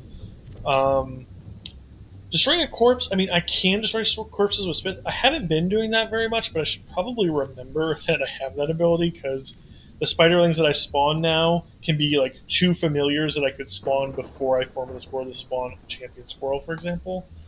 Meta Sparkle for every point of damage block. That can potentially be just a heck of a lot of sparkles combined with the wafer. I might just have to do that in a future run, though. I just think that Survivalist Hat is so important to what Mrs. Bigglesworth is doing, and I don't really see a clear... I guess Mew Generic would be the option. It's taking some survivability off of our Mrs. Bigglesworth, which is a little scary. I could, I guess, give her Teleport, for example. And I'm taking... Also, this means that I'm taking Teleport off of Mew Generic. But between the movement boost that she's getting from the energy transmitter and the ability to feather feet, I'm not super worried about that, and the hook to pull things towards her. And we just have a bunch of kinetic spikes and passive damage with this setup. And now we're just looking for a relic for Mrs. Bigglesworth. We could do basic attack inflicts infested. We're doing a lot more basic attacks now, so that could be useful. Basic attack can't miss and emits a sparkle when used. Could be potentially helpful. Or we could do Fetus in a Jar and take the Black Mushroom. I think that's what I like. I think taking Black Mushroom off of her, putting it on Margarin, and then putting Fetus in a Jar here to give her an extra bomb every turn. I think that'll be really nice. And then everybody else, I think, is happy. This Black Shard is at 11 right now. Still, putting Brace now on Tosha will be nice as a way to keep her a little bit more survivable also. Although, no, she won't be getting immune to buffs and debuffs. I wonder if I'm not sure if Brace and I'm not sure if I'm assuming Bruise 1 is counted as a debuff. I'm not sure if the 5 charges. I'm going to put these on and just see what happens. Because the upside is if either of these do trigger, if like Charge for whatever reason is not considered a buff, or Brace is not considered a buff, then we'll get them. Because like we're getting the magic damage on Hexagram's Sigil, that I think is the only buff we'll have. So I suspect that these will not do anything, but it's worth a try just to see what happens. I don't think, none of this other stuff really seems like it will do much of anything. So we're gonna try this build as we go into the battle.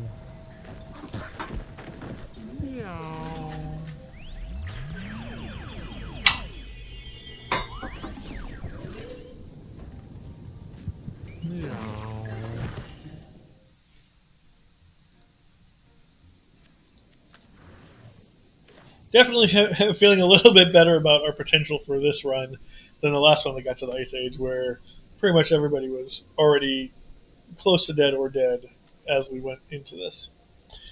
Alright, so the Mammoth Kitten melee takes knocked units into the air, bruises and knocks back adjacent units to start a turn and trample, and it has a whole bunch of move. So we're going to want to slide these back as far on these ice tiles as possible. These saber-toothed cats pounce on units as a double hit melee attack that inflicts bleed and hates cavemen. Multi-hit melee attack that can inflict bleed. Okay, so none of these are too scary, it doesn't seem like. So I think what I'm going to do is grab some food, knock back this rock into that Mammoth Kitten. We'll try to get our Margarin off of this column so that this rock doesn't have anything really to hit. And then I'm going to flutter over here and knock this Mammoth back. So having them all in the back row will just keep them as far away from our actual cats we care about as possible. If Margarin's Crow takes a little bit of damage, so be it.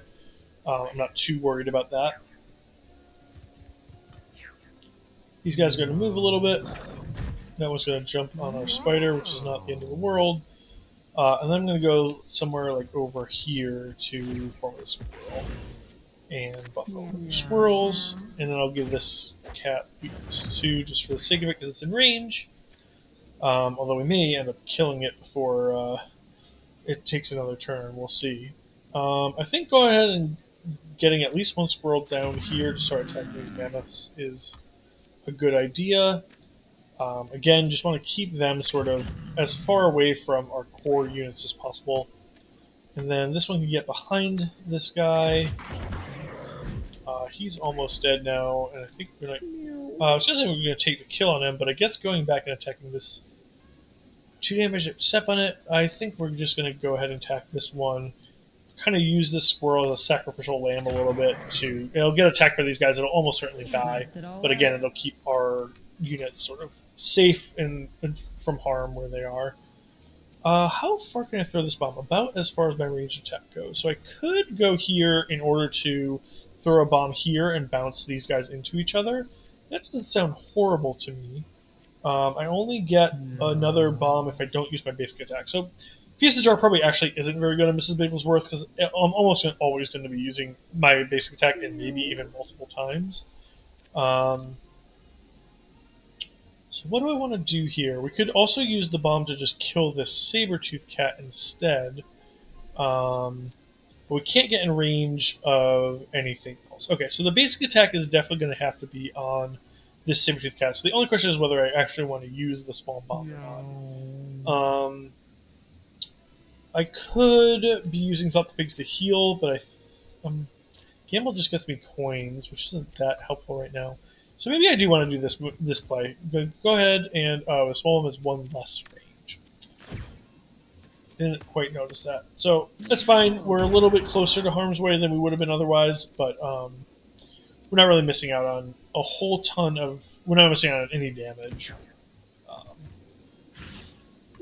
Kitten's just going to heal his buddy. That's totally fine. Can we get somewhere where we can? Does this diagonal? 1, 2, 3, 4. Yeah. So I could go ahead and pull this saber-toothed cat towards me. He actually doesn't have another move this round, so that seems really attractive. And I actually have 2 attacks with first impression, so I can. Not. He weird. What? Oh, he trampled through me because of the ice. Yikes. Alright, we'll give myself some extra move, and we'll try and kill him next turn. This squirrel is the champion unit, so he's going to get another chance to kill a mammoth kitten, which is great. And then, do we want to move him anywhere? They do have trample. They bruise and knock back adjacent units at the start of the turn. So this one is going to knock back this squirrel into this small rock. I'm not adjacent to him, so I think I just want to... I was going to say stay here, but I actually moved. I guess he'll at least knock it back into the saber-toothed cat, which is nice. So saber-toothed cat will take a little bit of damage. He'll walk forward and attack him again. It's going to kill my champion squirrel, which is a little bit of a shame. But at least these guys are close enough to each other now that I can go ahead and bramble shot in between them for a whole bunch of damage. You can actually do it twice, and I think it's going to kill both. Huge. And then I think I can also take a kill on the kitten in the corner because it's going to get knocked back from being hit into that wall. So that was actually a really good turn for our psychic. Now, this mammoth is moving late enough in the round that I don't need to worry about killing it with these squirrels. I'm just going to go ahead and try and grab some of the pickups that we've gotten. Mammoth kitten has... Their corpses have multiple health. That's interesting. I don't think I've seen that before. So, I think we're just going to grab as many of these multiple coins as we can. Heal all allies seems like the move, because again, we just want to... I don't need to even bother summoning a kitten. We'll go ahead and queue this up to see if we can grab some coinage. We're not adjacent to anybody, so we can't do any force feeding. But I think we're all probably close enough to healing to full at this point anyway. And now we can just do a free lob shot on this last mammoth and take it down. Very clean battle. Got a bunch of coins. That's what we like to see. Alright, so gravity element abilities spawn floating glass. I think asteroid is partially... Let me check. So Shadow's guy is actually floating shards, but it's already spawning floating shards. Is gravity element. So asteroid is the only gravity element spell. It leaving behind floating shards I don't think is that useful. Our basic attack having +4 knockback would have it pull units way, way far towards us, which I don't think is necessarily good all the time. I mean, it potentially is useful for like, if we're here, an enemy that we're attacking is on the other side of a wall, but is a couple spaces away from it, we can pull them into the wall and get a little extra damage there. None of these abilities actually seem particularly good for what Tosha is doing right now, which is kind of a shame. I think the most... I'm trying to think of, do we have anything? Our basic attack can't miss and amidst the sparkle. That doesn't really help with the pullback. Sort of the bonus attack, so we could do multiple basic attacks maybe. None of this seems great. I think we might take Reality Shatter just as a future spec on if we get some gravity element. One psychic ability, for example, is knock back a unit up to 10 spaces, and it's gravity element. So putting floating glass on that entire column before we knock them back through it could be good. Or hitting something with asteroid, putting floating glass on it, and then maybe trying to, I don't know, maybe Beckon is the better choice. This is almost certainly not going to trigger Oh, each time we let a critical hit. Interesting. I think damage or heal of its basic attack. I think Furious might be the pick because Eldritch Visage, those magic weakness 1, is causing us to do guaranteed crits. So this Furious, when we're doing bramble shots on things that have been marked with Eldritch Visage, we're going to be buffing our psychic pull up with potentially multiple times by doing a couple bramble shots. So I think we might actually try to do Furious and see if that synergy works the way that we hope it does, which I think it will. Spring can throw an adjacent unit to a tile. I guess we might as well put that on Mrs. Bigglesworth. I think we're taking the Fusion Jar off. And we might actually put Bullseye on. I don't think Teleport's all that useful. Spoonbender, basically can't miss it. Just one Sparkle doesn't seem that useful. We could put Antidote on, but that's not that helpful. I mean, Teleport really isn't either. Maybe we do want the Spider Egg, just as another way to, start to get some spiders onto the battlefield. We probably are going to be taking a decent amount of kills with our crit lob shots that are now doing 11 damage. And if we just outright kill a unit hard enough, sometimes their corpse will just explode immediately and the spiders will come out. We'll try Spider Egg for a little bit. Bullseye we might swap in for boss battles where there won't be as many corpses. But for right now, we'll try this for the next generic battle we have. We have more exams, so let's go ahead and examine this. You got a shot. That's fantastic. Trample, take a turn later, does not seem particularly useful. More crit chance could be good, though. I don't think we have anybody that wants that right now. I think we might just buy this training band for the sake of having the training band. I don't think any of our current units actually want it, even our Psychic, who just got the crit ability. Trample and take a turn later. I don't think Trample is a good enough... Trample has downside in addition to upside, where if you're walking through your allies, you're just dealing damage to them for no reason. And we have enough familiars that I don't think that's going to be particularly helpful with our current build, at least. And then we already have a kilo of catnip. I don't think spending 5 coins on this large catnip baggie is necessary. I think I might consider... I think I'm probably just going to throw it away after the run. I think that's the only thing we want to buy is this. I will say, though, that I'm pretty sure that I didn't see any brace on Tosha. The crit chance is maybe also a buff, but we might as well try it. We'll see what happens over her head. Yeah, crit chance increased by 25%, so that was not considered a buff. The bruise... So she has actually all the abilities. She might have even had the... what's it called? The brace from the last battle. That's really interesting. I would have thought that all of these abilities would have been considered buffs and debuffs, but I guess it's just in battle buffs and debuffs that matter for the sigil that she has.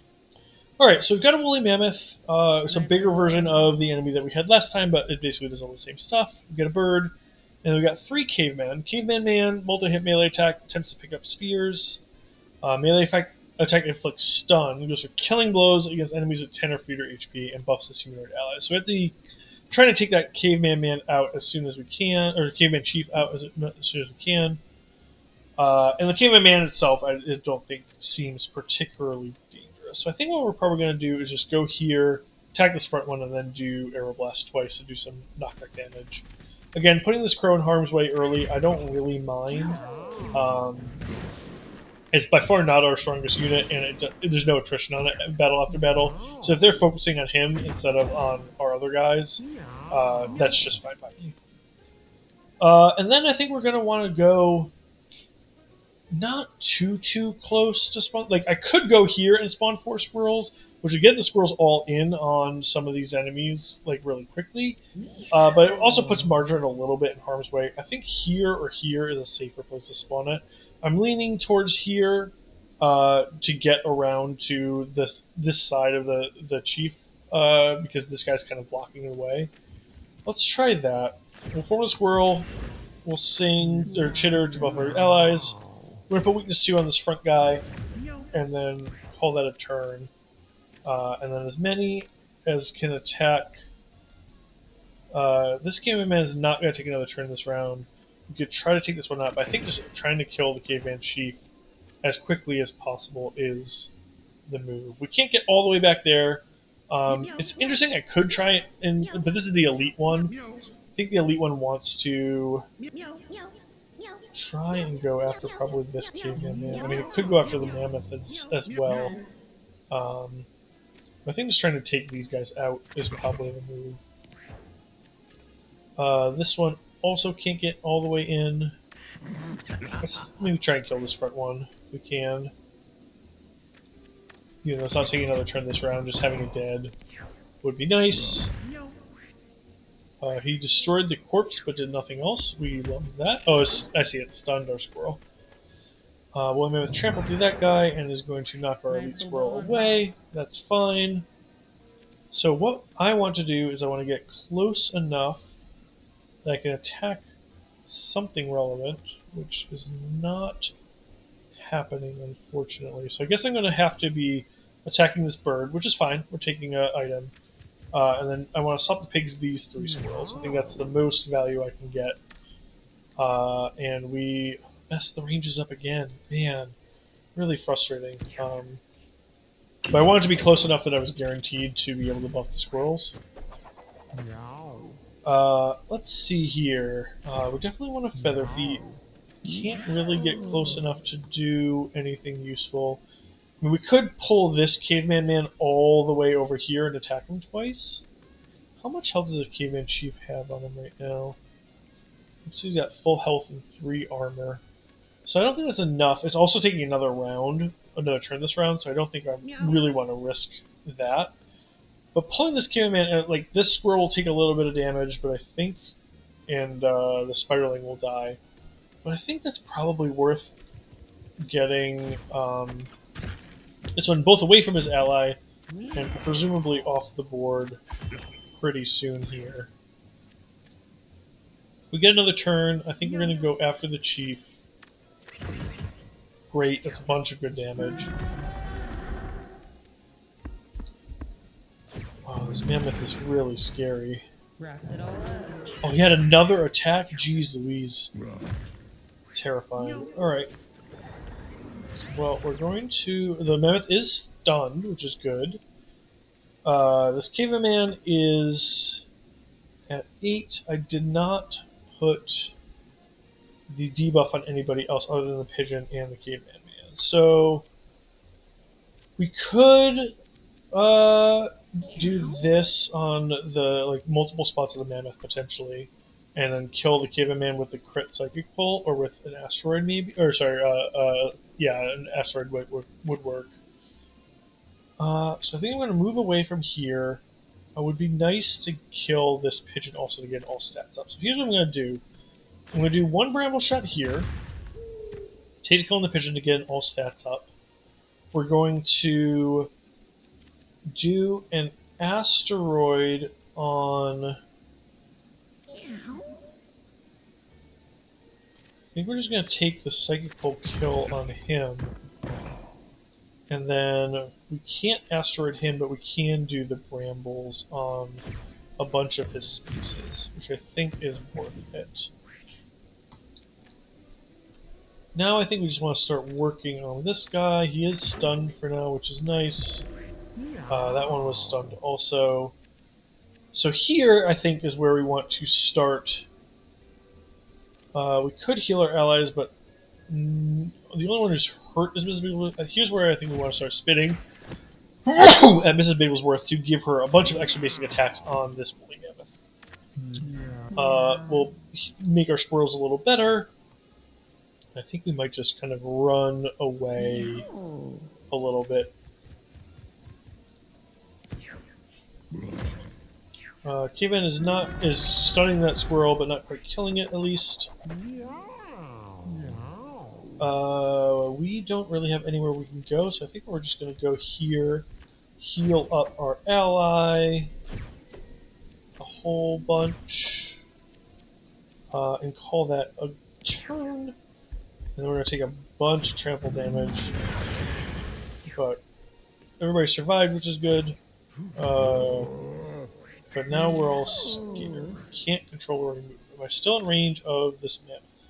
Yes, thank goodness. If I was out of range of everybody, that would have been really unfortunate. I could buff familiars or heal allies, but right now I think just like gambling for more crit chance to try and take this mammoth out if we can is more important.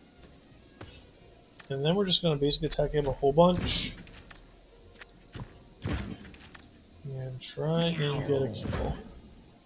Not there, but we are going to be able to get a kill on it with an asteroid when we move into visual range. So we just want to guarantee that we can see him. So I think that this is the spot. We could move. No matter where we move, we're not going to have line of sight on the Caveman Chief. So we're only going to get one attack off this turn regardless of what we do. There is a dead body here that we could kill with maybe Bramble Shot. So I think that's what we want to do. Get a little bit of heal. Bramble Shot here. And Psychic Pull to pick up the kill. We could have maybe Psychic Pulled here. And then let's eat this rock with the Black Shard. And call that a turn, I think. He's still just going to scare us, which is a little annoying. But we can summon a squirrel, I guess? Or we could... If we don't summon a squirrel, I don't see how we're going to try and kill this guy. I think I might also just go ahead... Killing all of our allies might be better. I'm just a little nervous about our health situation, although there are a bunch of pickups that we can get if we ever get a turn where we're not scared. So he's going to go ahead and grab a meat. That's fantastic. So he's at full health. I don't think we want to turn them into rot flies. I think we just want to up our movement for a future turn, potentially, and call that good. There's nothing to hook. So stun our squirrel, that's fine. We move away a little bit. We can kill this corpse. I guess we can heal our psychic? And then kill that corpse as well. Our psychic is actually seeing him for crits, which is huge, because that means that we can take a kill. There's nothing that we can pick up where we are, so I think we're just going to do that and win this battle. Nice. That was actually not too bad. It was a little bit scary at times, but nobody took any injuries. And now we're into our full heals and stat ups. Don't think more intelligence or charisma is necessary. We're not really using our abilities very much. Luck might be nice, but I think just like having more survivability might be good. Although now with 3 counts of Holy Shield and a bunch of defensive stuff, I don't even think we need more survivability. I think I'm gonna just take the luck to try and get additional crits. Maybe hit additional units that have, dodge or whatever, have some better event outcomes and so on and so forth. Chum Bucket lobs an attack that creates a creep puddle. It might be better than like the Black Butcher, or it's certainly better than the Big Spring, I think. Cool. So I'm gonna do just take a quick break, grab a refill of water, and I'll be right back.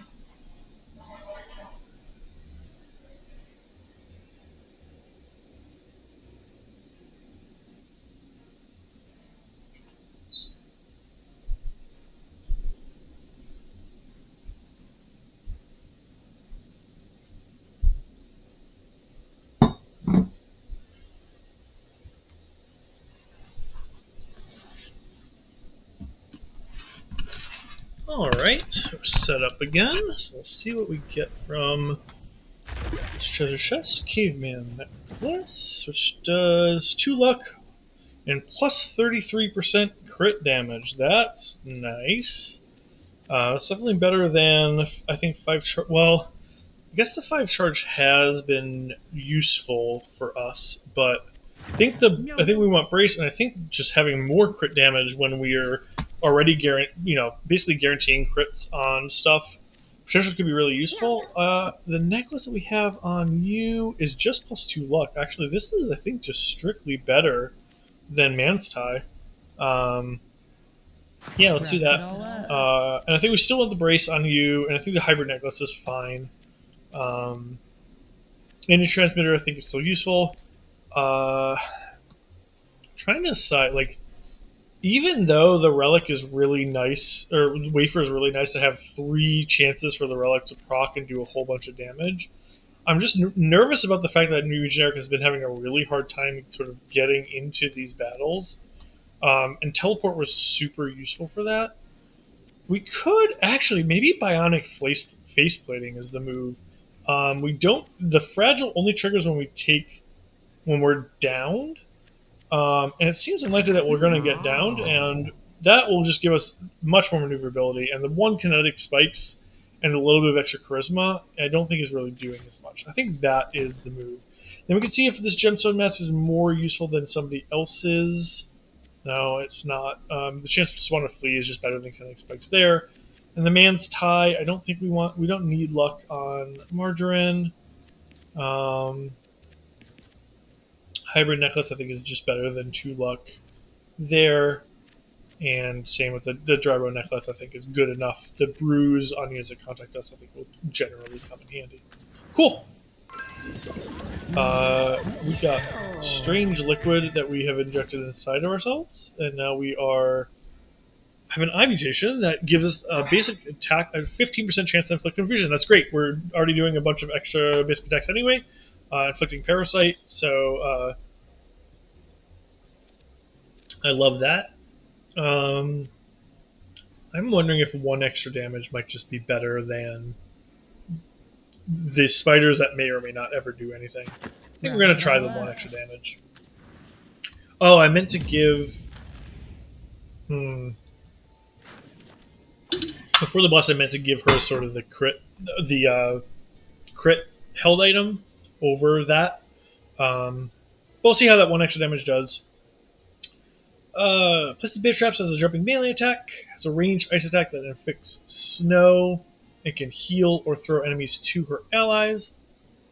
And then has a wide melee attack with not very a chance to stun and can throw rocks. And one of them, no, they don't make rocks. It's just the rocks that already are on the battlefield. Okay. Cool. So my first impression is probably just fluttering over to this coin and going for Poobles is the move.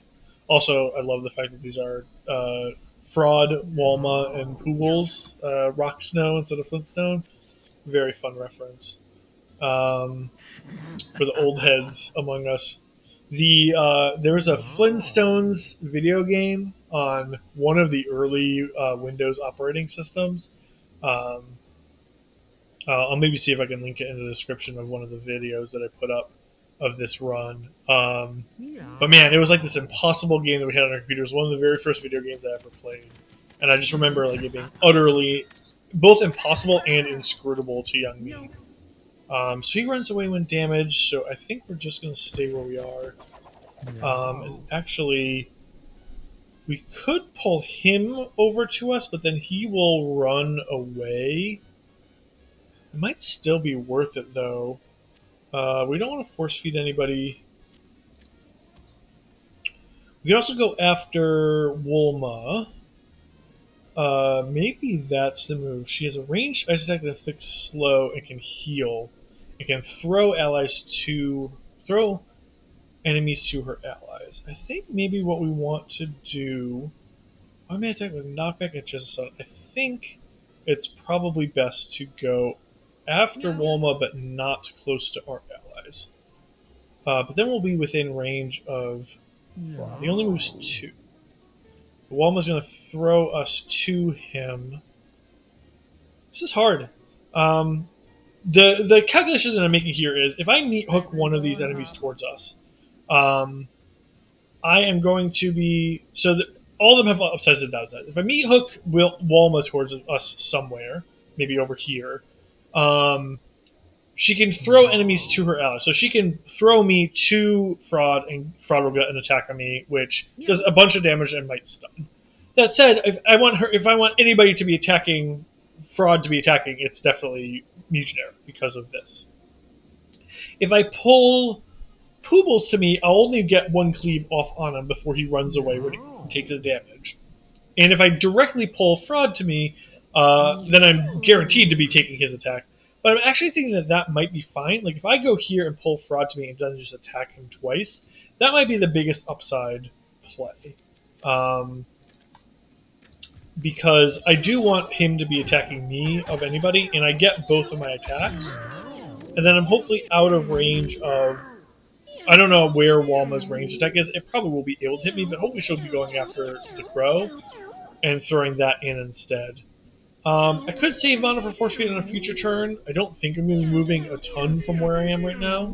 I think I'm going to save the mana. Poobles is going to place a trap right there. So I'll just have to remember that it's there. So it is here.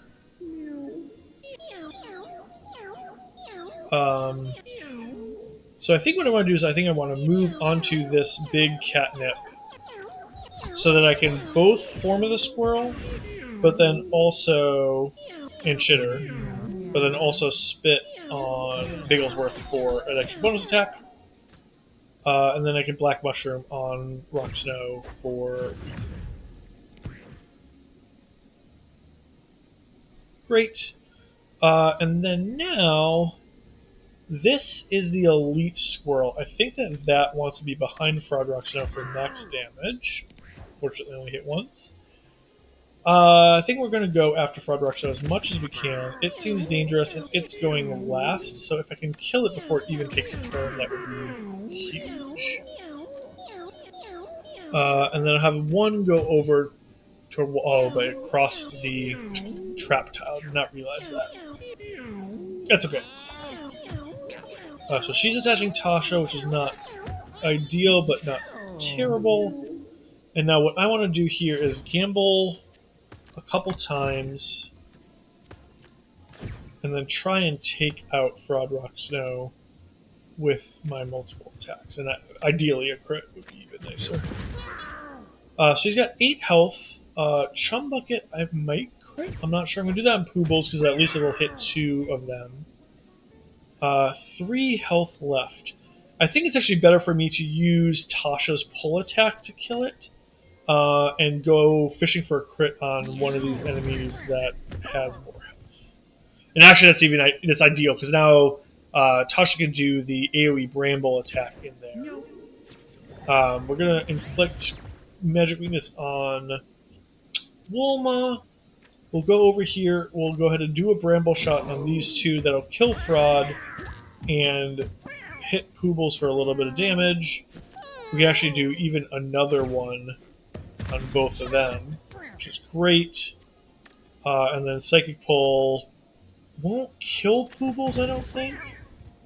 But it does a decent amount of damage to it. That was a great round 1. And now we have a whole bunch of extra squirrel attacks to do. We'll take a little bit of damage, but it's fine. Can we get to the front of anybody? No. So we're just going to leave that squirrel where it is. This one can get in front of Poobles and hopefully kill it. No, not quite. This one is a mobile because of the stupid trap. So I think what we're going to do is... we'll blur the squirrel because that's only 2 mana. And it goes after Poobles. So I think what we're going to try and do is spit Poobles twice. Hope we don't miss. It froze. Okay, great. And then so the second one we can do on Mrs. Bigglesworth to give her a bonus attack. Chitter to buff all of our damage. And then go after the backside of Walma here. Perfect. That'll skip its turn because it's frozen. We're going to go ahead and attack Walma and Arrow Blast the last health off of Poobles.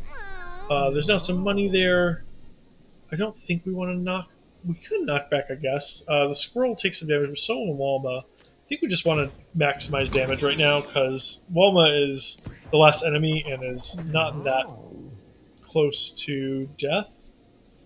We'll come over here so that we can force feed up our one injured unit a little bit. It's good that we saved the mana from last turn because we can get it back to full. And then we'll attack diagonally here. And there's nothing to pull towards us. Call that a turn. She'll throw a squirrel, that's fine. She'll throw a rock at Tosha. Not ideal, but not the end of the world. Start getting some more attacks in. Yeah. And we definitely are going to be able to win right now. The question is there anything else to pick up? It doesn't look like it. I think we just gamble. Hope the coins fall somewhere nicely if we do crit.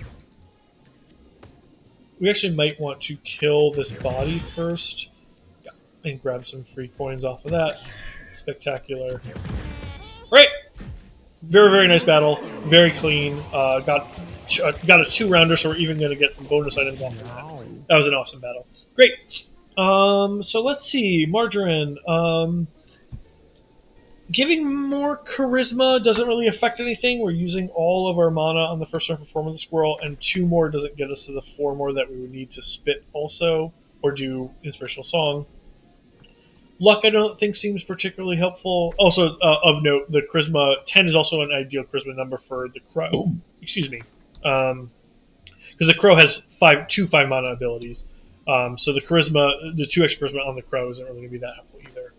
More movement is always nice. More attack would help our crow be a little bit more potentially useful on the first turn, but more movement also could be helpful on the crow. I definitely think it's one of these two. I don't have anything... I guess luck does help with making sure that this 5% miss chance doesn't affect spit. Although I'm not 100% sure if the 5% miss chance is just on the basic attack, and I'm also not sure if the catch just triggers before the miss chance anyway.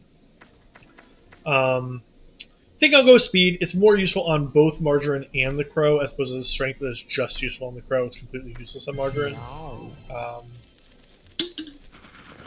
And then we'll see what these boxing gloves that I got to. I think they do a bunch of not. Start with 1 bonus attack. Oh, that's cool. Is that better than Dry Bone Necklace? Probably it's not.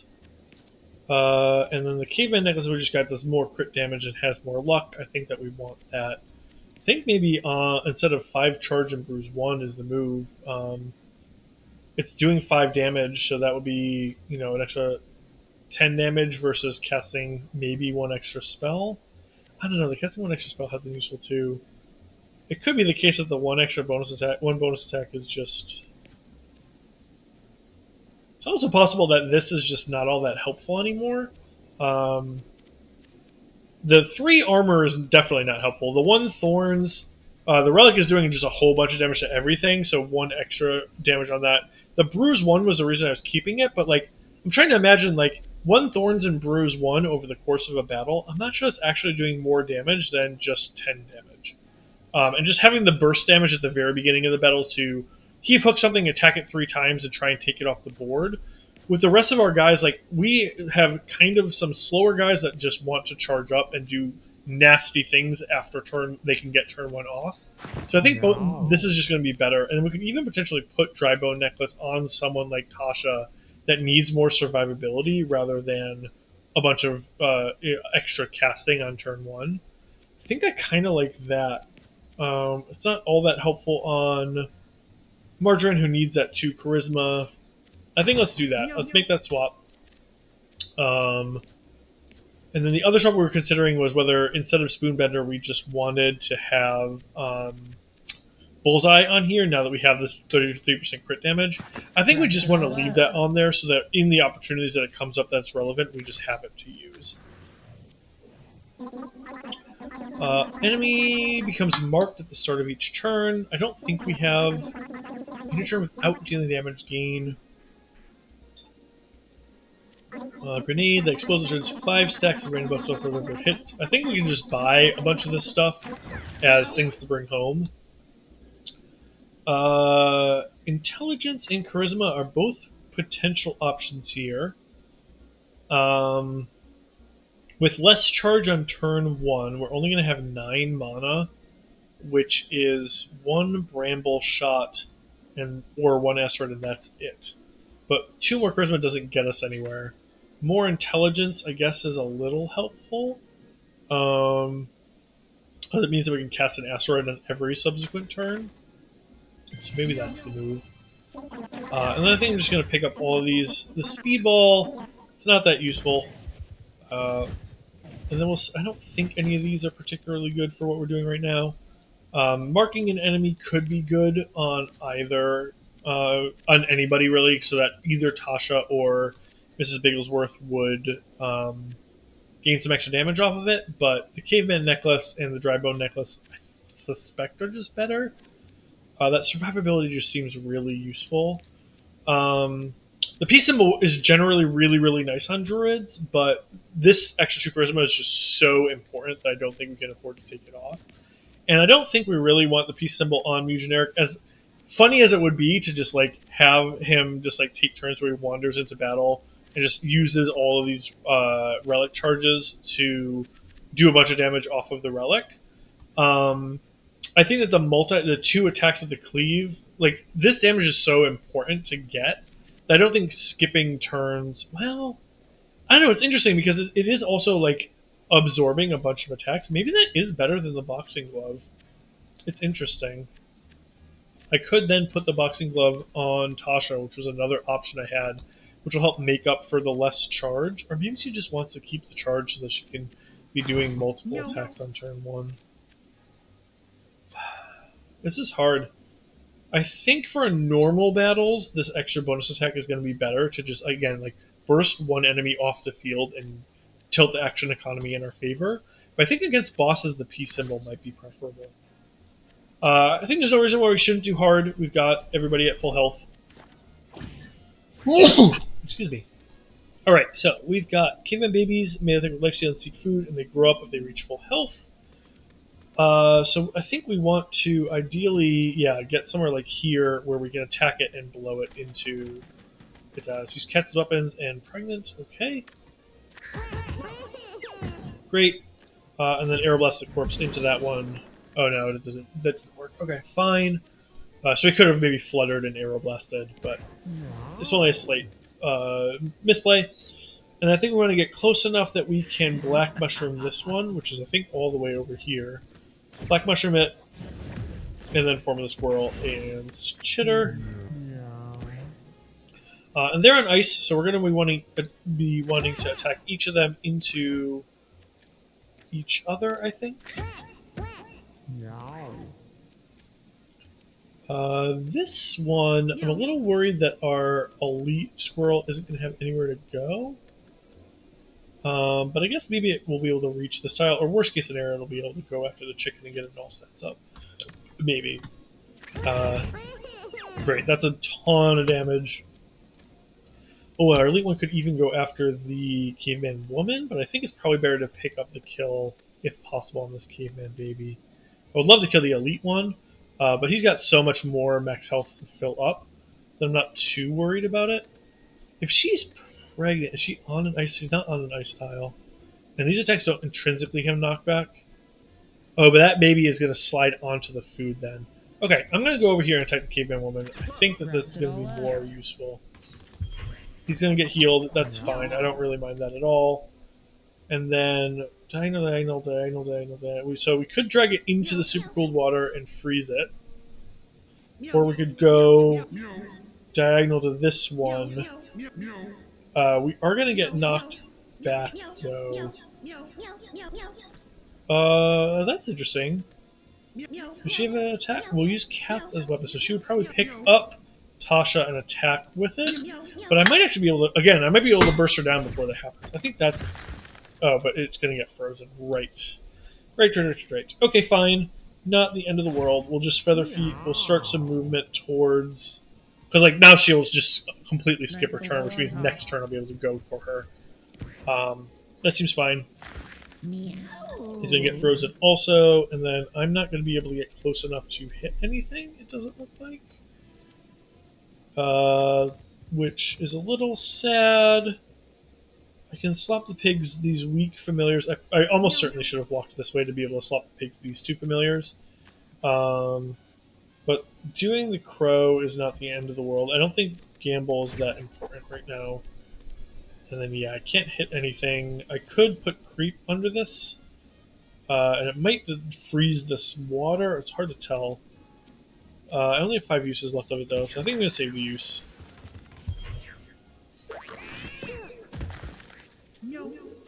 Alright, so he's going to heal a little bit. The caveman woman is not frozen, I don't think. It's hard to tell.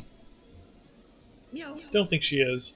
But I think what I would ideally like to do is try and kill this baby in the back if I could. Asteroid will almost kill that one, but not quite. None of them were in my line of sight. Okay, so I want to move here so that I can at least see these guys on future turns. I think maybe just... Well, I still can't see that caveman baby, probably because of this one. I can't see the caveman woman. I think maybe hitting her is the move. And then I can pull her into this rock. Oh, that'll slide all the way across the ice towards me. I didn't quite realize that. That stinks. Okay. And then I think, yeah, just doing a little bit more damage is potentially useful. Yeah, and I can almost certainly pick up a kill here. Although, going after this baby in the back just to make sure that he's not, like, eating this chicken somehow. Getting him below, just keeping him from growing up, I think, is more important, because I will almost certainly be able to take the kill early in this next round on this caveman woman. Yeah, so I'm just going to fly over here and I think just take the kill.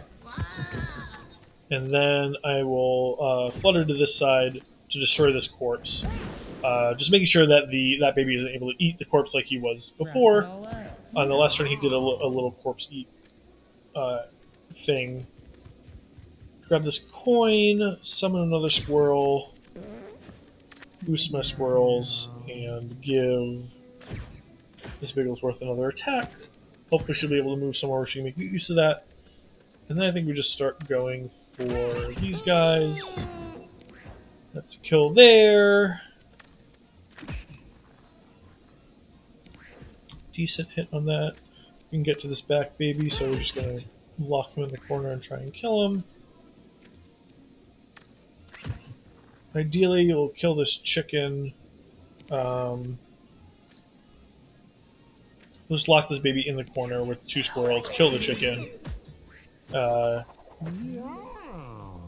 we got 1 health, so we can knock this rock into it. Oh no, that was not on the right diagonal. That's okay.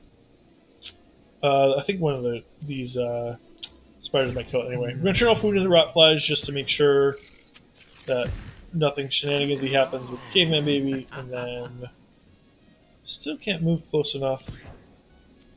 So we'll just wait until we have the opportunity to kill him. Squirrel's dead, that's not a huge deal. I don't think we're going to be able to see him, but we can psychic pull him into the wall to get him down to 2. And then can't quite bramble shot or asteroids or anything, so we will just have to kill him with that. But again, took no attrition. Got a win. Got some items. Fantastic. I think we just want more luck here. Health might be the conservative play. Because if we're attacking with luck, we're probably doing well. If we're attacking start doing multiple attacks with like gamble or whatever, we're probably doing well for ourselves. So this might be a little on the greedy side versus health here getting us to 6 constitution. We're going to be at, I think, like 24 health. Although, I mean, 16 health and, survivalists had to give us stealth. I'm actually really surprised that our 25% chance to ambush has only triggered the one time. More luck will help with that. More luck will help with that triggering stealth one at the end of each turn, which also is a survivability option. So I think we are going to go with luck, even though it might be a little greedy. And then we got this Frozen Hat, which makes our basic attack inflict slow and maybe freeze units. Units that contact us gain slow and also have a chance to get frozen. This, importantly, unlike the asteroid that we picked up, wherever it is, the Ice Paws, this says it deals ice damage. This just makes our basic attack inflict slow. So this is much better in terms of the region we're in, because it won't make our attacks be prevented by enemies. That said, I think the hats that we have on everybody probably are better, although I could see swapping out the Frozen Hat for the one brace. I definitely want the Relic. And then the Geode is a melee attack. Nobody's really doing melee attacks. I keep forgetting to get this Black Shard off in my battles. I think everybody's happy with their items right now. I mean, I am interested if the Gemstone Mask and Frozen Hat are considered part of the same set, but I don't see anything that would be like a third thing for that. I also do think that a kilo of catnip on a boss battle over this feed bag might be useful. I can do a bunch of inspirational songs to do a bunch of temporary damage, or just spit or throw a bunch. And the 2 extra max HP. I'm not sure how important it's been. Hair clipped when I'm downed. Then sign out like cat takes a turn and take an extra turn. I'm not expecting any of these guys to be down. This is really useful on certain Necromancer builds where they want to go down every single battle. But for now, I think we're just going to keep going. None of these are good, so I'm a little nervous that I'm going to get bodied here. I'm just going to examine it and let's see what happens. Everybody heals 3. Great. That is better than some of the negative things that have happened to me. Oi, that was a very early turn by a very bulky caveman man. So we're going to have to hope that these guys are attacking each other a bunch. I think what we're going to do is focus on this first one that went towards us and hope these guys in the back do a little bit more in terms of like usefully attacking each other instead of attacking us. And to that end, I think we'll do a couple flutters and blowing them back to try and get them closer to things that they will hopefully see as enemies over me. And then I think the squirrels I want to spawn want to be over on this side of the map, although I am a little nervous about these guys coming for us. But this isn't really that much further away. I guess I could go here. Maybe here is the move. This also bunches our familiars up nicely for sloppy pigs. We'll do a chitter. We'll give this one weakness in case it takes an extra turn at some point. And then I think we just surround him and go.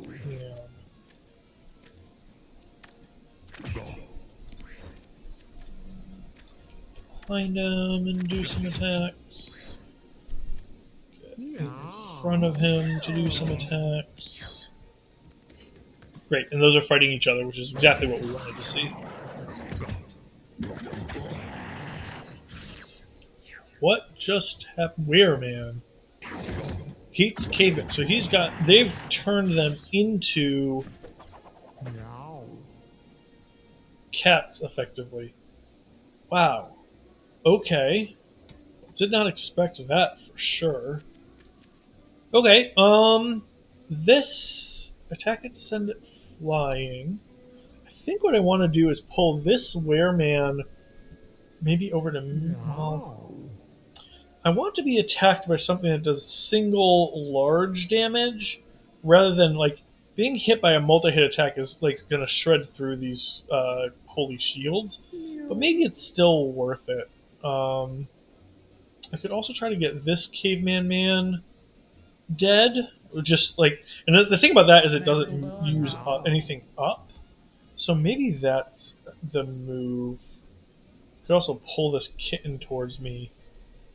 I think the problem with killing the caveman man is they're not like now. There's more cats that are going to be attacking him.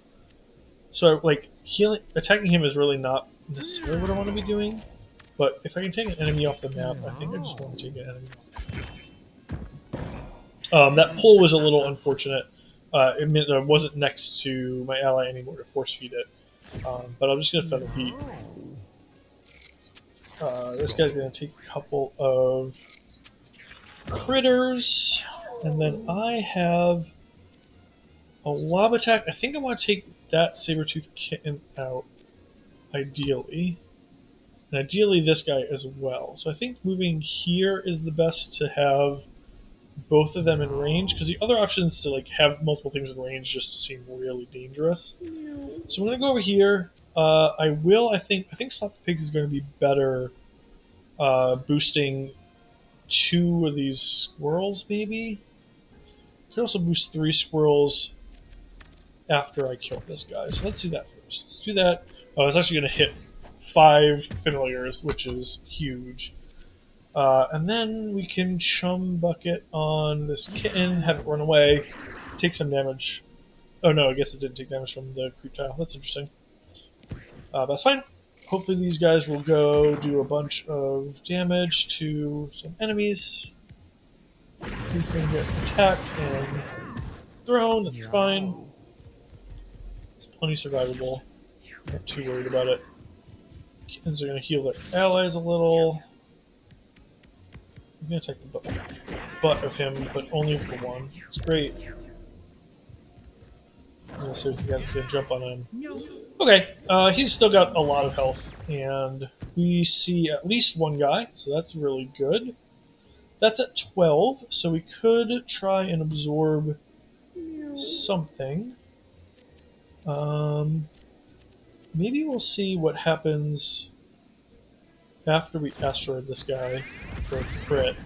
Yeah, he's going to be at 9, so we can walk up and absorb him. And then we'll see, can we bramble shot anything useful? Yes, we can bramble shot both of those guys. We can't hit those, yeah, so these 2 is going to be the most useful thing there. That's going to kill that kitten. And then we can psychic pull this kitten into the body, I think is probably the move. This is going to skate into the spiderling, which I don't think I want. I think this kitten is the best move. And we'll run into the corner, which is away from the battle. That's nice for us. We do have a blessing tile over here that hopefully Mew Generic will be able to grab 1 or 2 of these.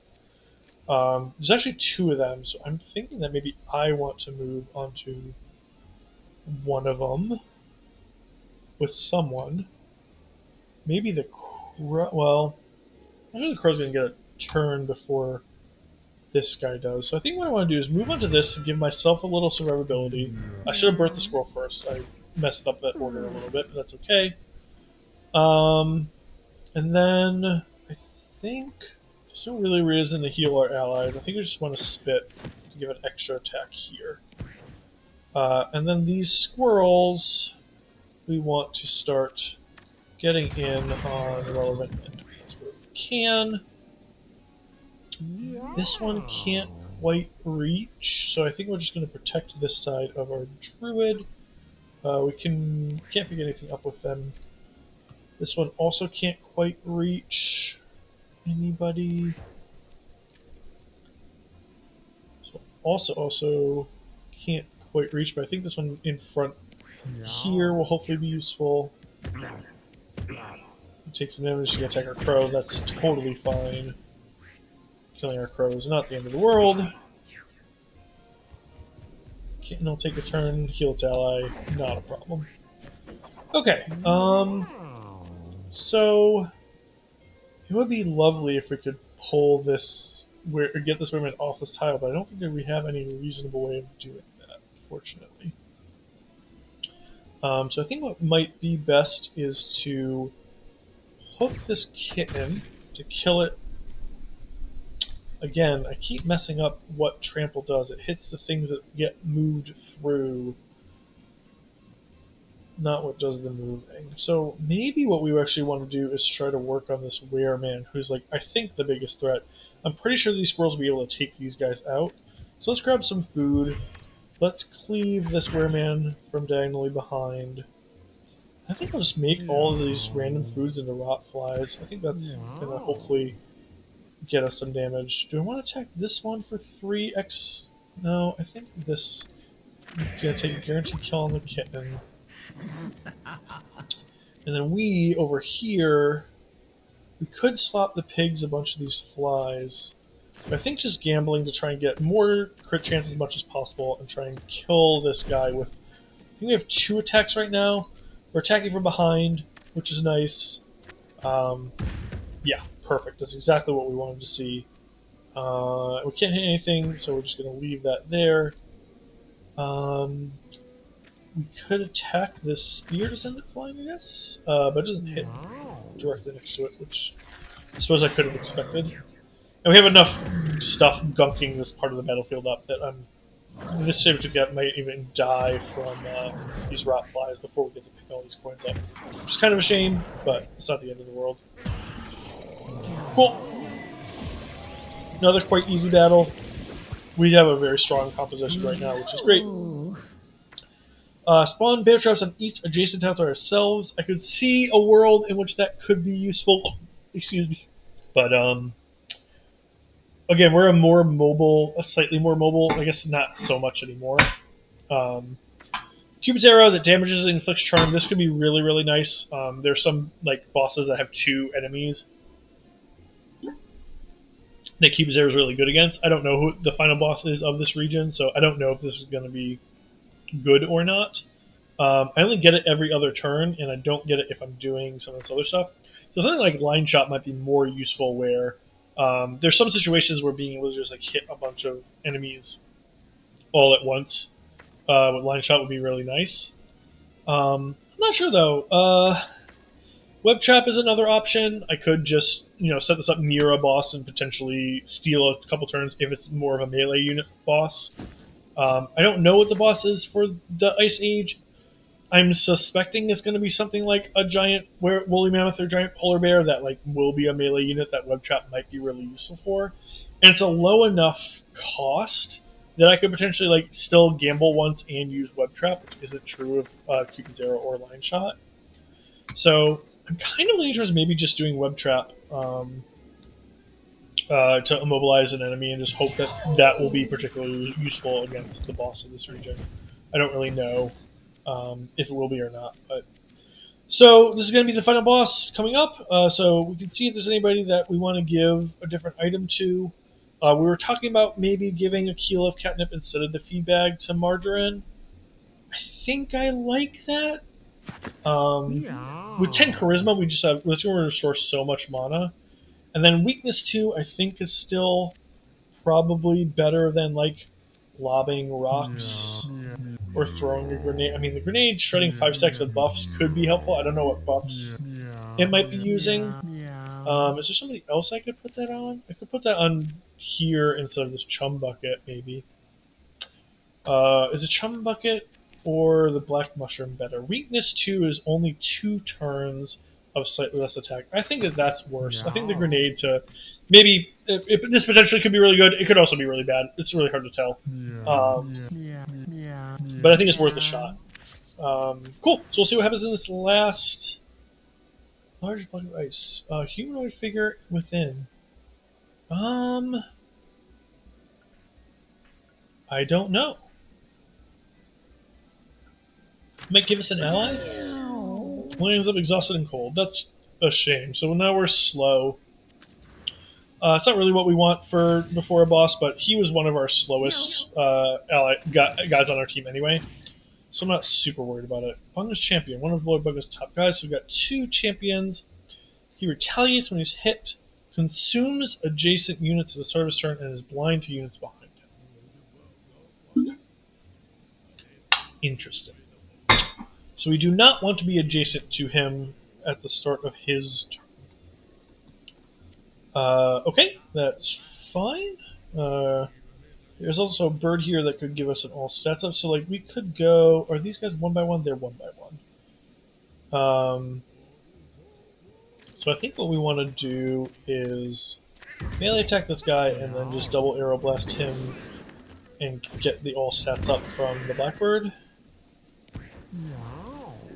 And then I think we want to gunk him up with squirrels, but maybe not attack him with squirrels because he's going to retaliate. I don't know if he can retaliate at range, so that's going to be something to sort of like try and figure out with some of these future turns, maybe. So right now I think we want to form a squirrel and shitter for sure. We'll Kilo of Catnip here to get all of our mana back. And I think first what we want to do, I think we want to spit at him to see if he can counterattack ranged attacks. We froze him, so we did not get any useful information there. But having the boss not take a turn does seem useful as we are just doing a whole bunch of powering up. I think we want to do 3 of these to get us to 14, and then I think we want to have 2 eggs that will hatch in this battle at some point. And now we can just go after these cavemen as much as we can. This one's already taking damage, so I think we'll put the elite one on him. Try and kill him if we can. Have at least one go after this guy so that he'll hopefully be distracted, and then just surround this guy and really go ham on him. No. Great. No. And then if we can't get diagonal of this one, we could pull him through our squirrel and deal some damage to him, which I don't really want to do. Actually, let's do Feather Feet and see if that gets us. Yeah, that did. It got us close enough that we can go attack this one. The king only takes 1 turn per round, so we can definitely get out of the way before the next time we need to. If we get one more crit, that would be huge. No, not quite. And then we might as well grab this coin. It's fine.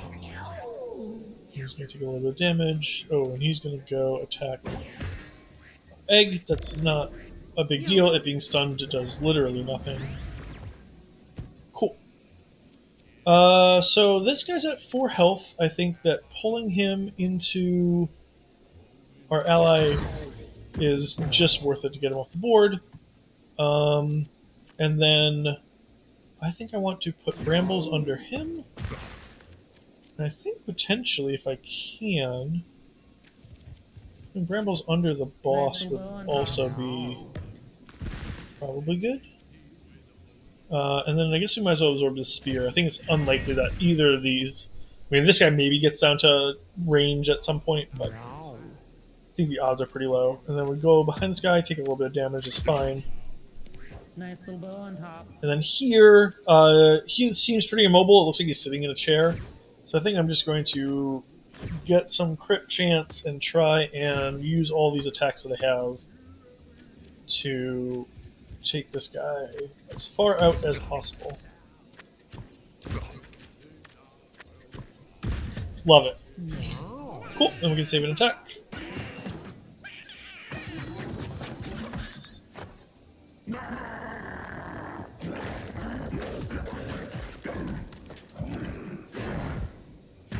Right, he ate the baby. He jumped off his throne and roared. So now, retaliation hit consumes adjacent units at the start of his turn. Okay. Fortunately, doesn't look like anybody's adjacent except for maybe the crow. No, not adjacent. Okay, great. Got a caterpillar again. I don't know. Oh, that must have hatched from the egg. That's fine. We'll scoot over here, and we can't do anything. Concussion. Oh, okay. So he just injures enemies, allies. Injures our guys, I guess, when he attacks. That's not a big deal. We want to birth a squirrel. This one seems kind of meh. Although he still has the all stats up thing that we were talking about last time. We'll spawn another egg. We'll chitter again. We don't need to move anywhere. We're in a pretty safe spot. And then I think we're fine with our squirrels getting eaten, although he is getting counterattacked into all of our other stuff, which is not great. His counterattack is like everywhere around him too. But he does say he was blind to units behind him, so that's probably the play, is try as much as possible to be getting behind him to attack rather than in front of him. So we can't with this squirrel this turn, but we'll leave him here for right now. And then I'm guessing that diagonally behind him will still count? Guess we'll find out.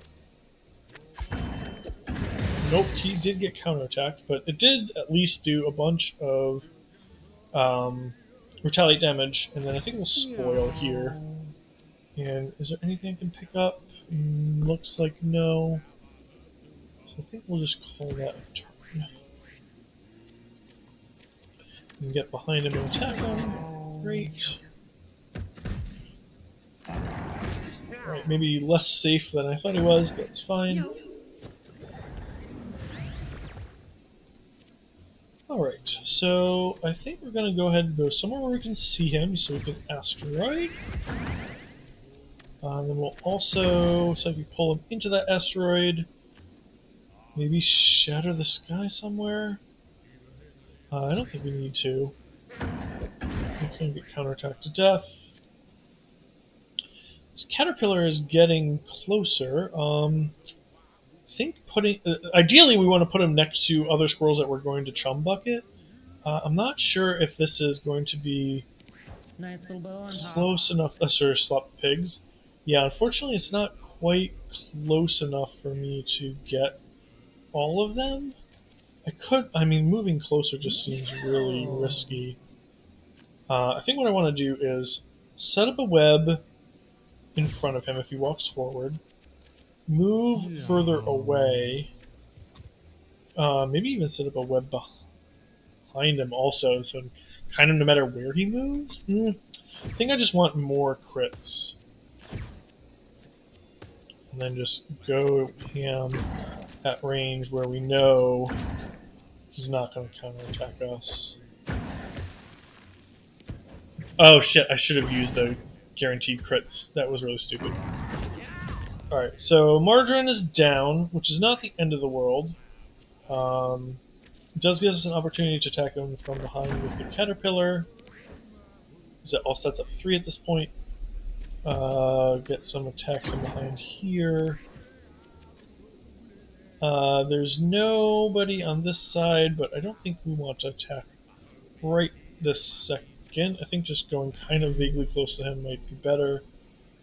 Although all the units around him are familiars, maybe we do want to attack and just get more damage in. And now we can't quite get behind him with... Again, we can get diagonally behind, which we know from last time got us counterattacked. I wonder if killing the throne does anything. The fact that it still has HP makes me curious. I think we're going to wail on the throne this turn. See if that does anything. Eat our caterpillar. Attack some squirrels. It's fine. So now he's going to take crits from our spells, which is great. Get a little closer so that we can bramble shot and pull. I think at this point we just want as much damage as possible. And then it seemed very unclear whether that web trap got destroyed or worked or not. So I think right now what I want to do is just continue to... I guess maximum crit chance doesn't do anything for me right now. So let's go ahead and web this tile just in case. And then let's guaranteed crit him.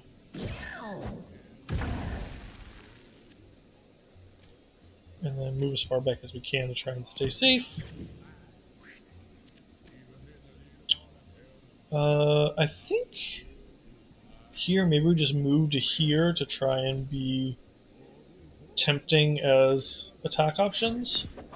And then I think I'm just going to keep on wailing on this throne. And I can grab this scrap pickup. There's no food pickups I can see, so I'm just going to give myself some more movement. And I'll snag this other scrap pickup as well. That's a little concerning. We'll use another bullseye here to do another couple of hippopotamuses. We could terrain walk. That's interesting. I think that's what we're going to do is move back here so that we can get further away. And then again, web I don't think is that useful. We can actually get behind him now and hopefully kill him. Hopefully that wins the battle.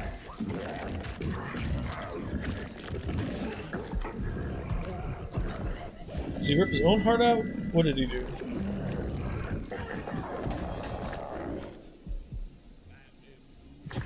We won. Okay, good. Boy, that was really close to looking like he had another form, and I was kind of nervous. Good to see you, Spence. Yeah, cats are treating me much better on this run than they have been on some of the previous ones. Sorry that I'm trying to explain what I can, but there's just so much going on in this game that's really hard to fully explain everything. But hopefully, when you do get a chance to play it, you'll get a little bit more of a sense of what's going on. Cool. So we got another level up. We've got plenty of attacks on Tosha. This is just really for like breeding, I think, and for maybe fighting against a future boss. Scyflutter strikes me as like just giving myself some maneuverability, which I don't have any of right now, is probably the best out of these. Pulling units in my line of sight adjacent to me does not seem helpful. I want units to be kind of far away. Psychic Choke is very similar to Asteroid and some of these other things I'm doing. And I've found reset. I had reset for one boss battle. It didn't really help me anywhere. If you're getting to a point where you need to use reset, I've found that the battle has gone bad enough that you're not going to start over and win the battle from that position. There might be some positions where like something unexpected happens that reset is really nice, but I suspect that it's more of a trap more often than not. So I'm going to grab Scyflutter here. And we'll go to the time machine, and I think that just might be the run.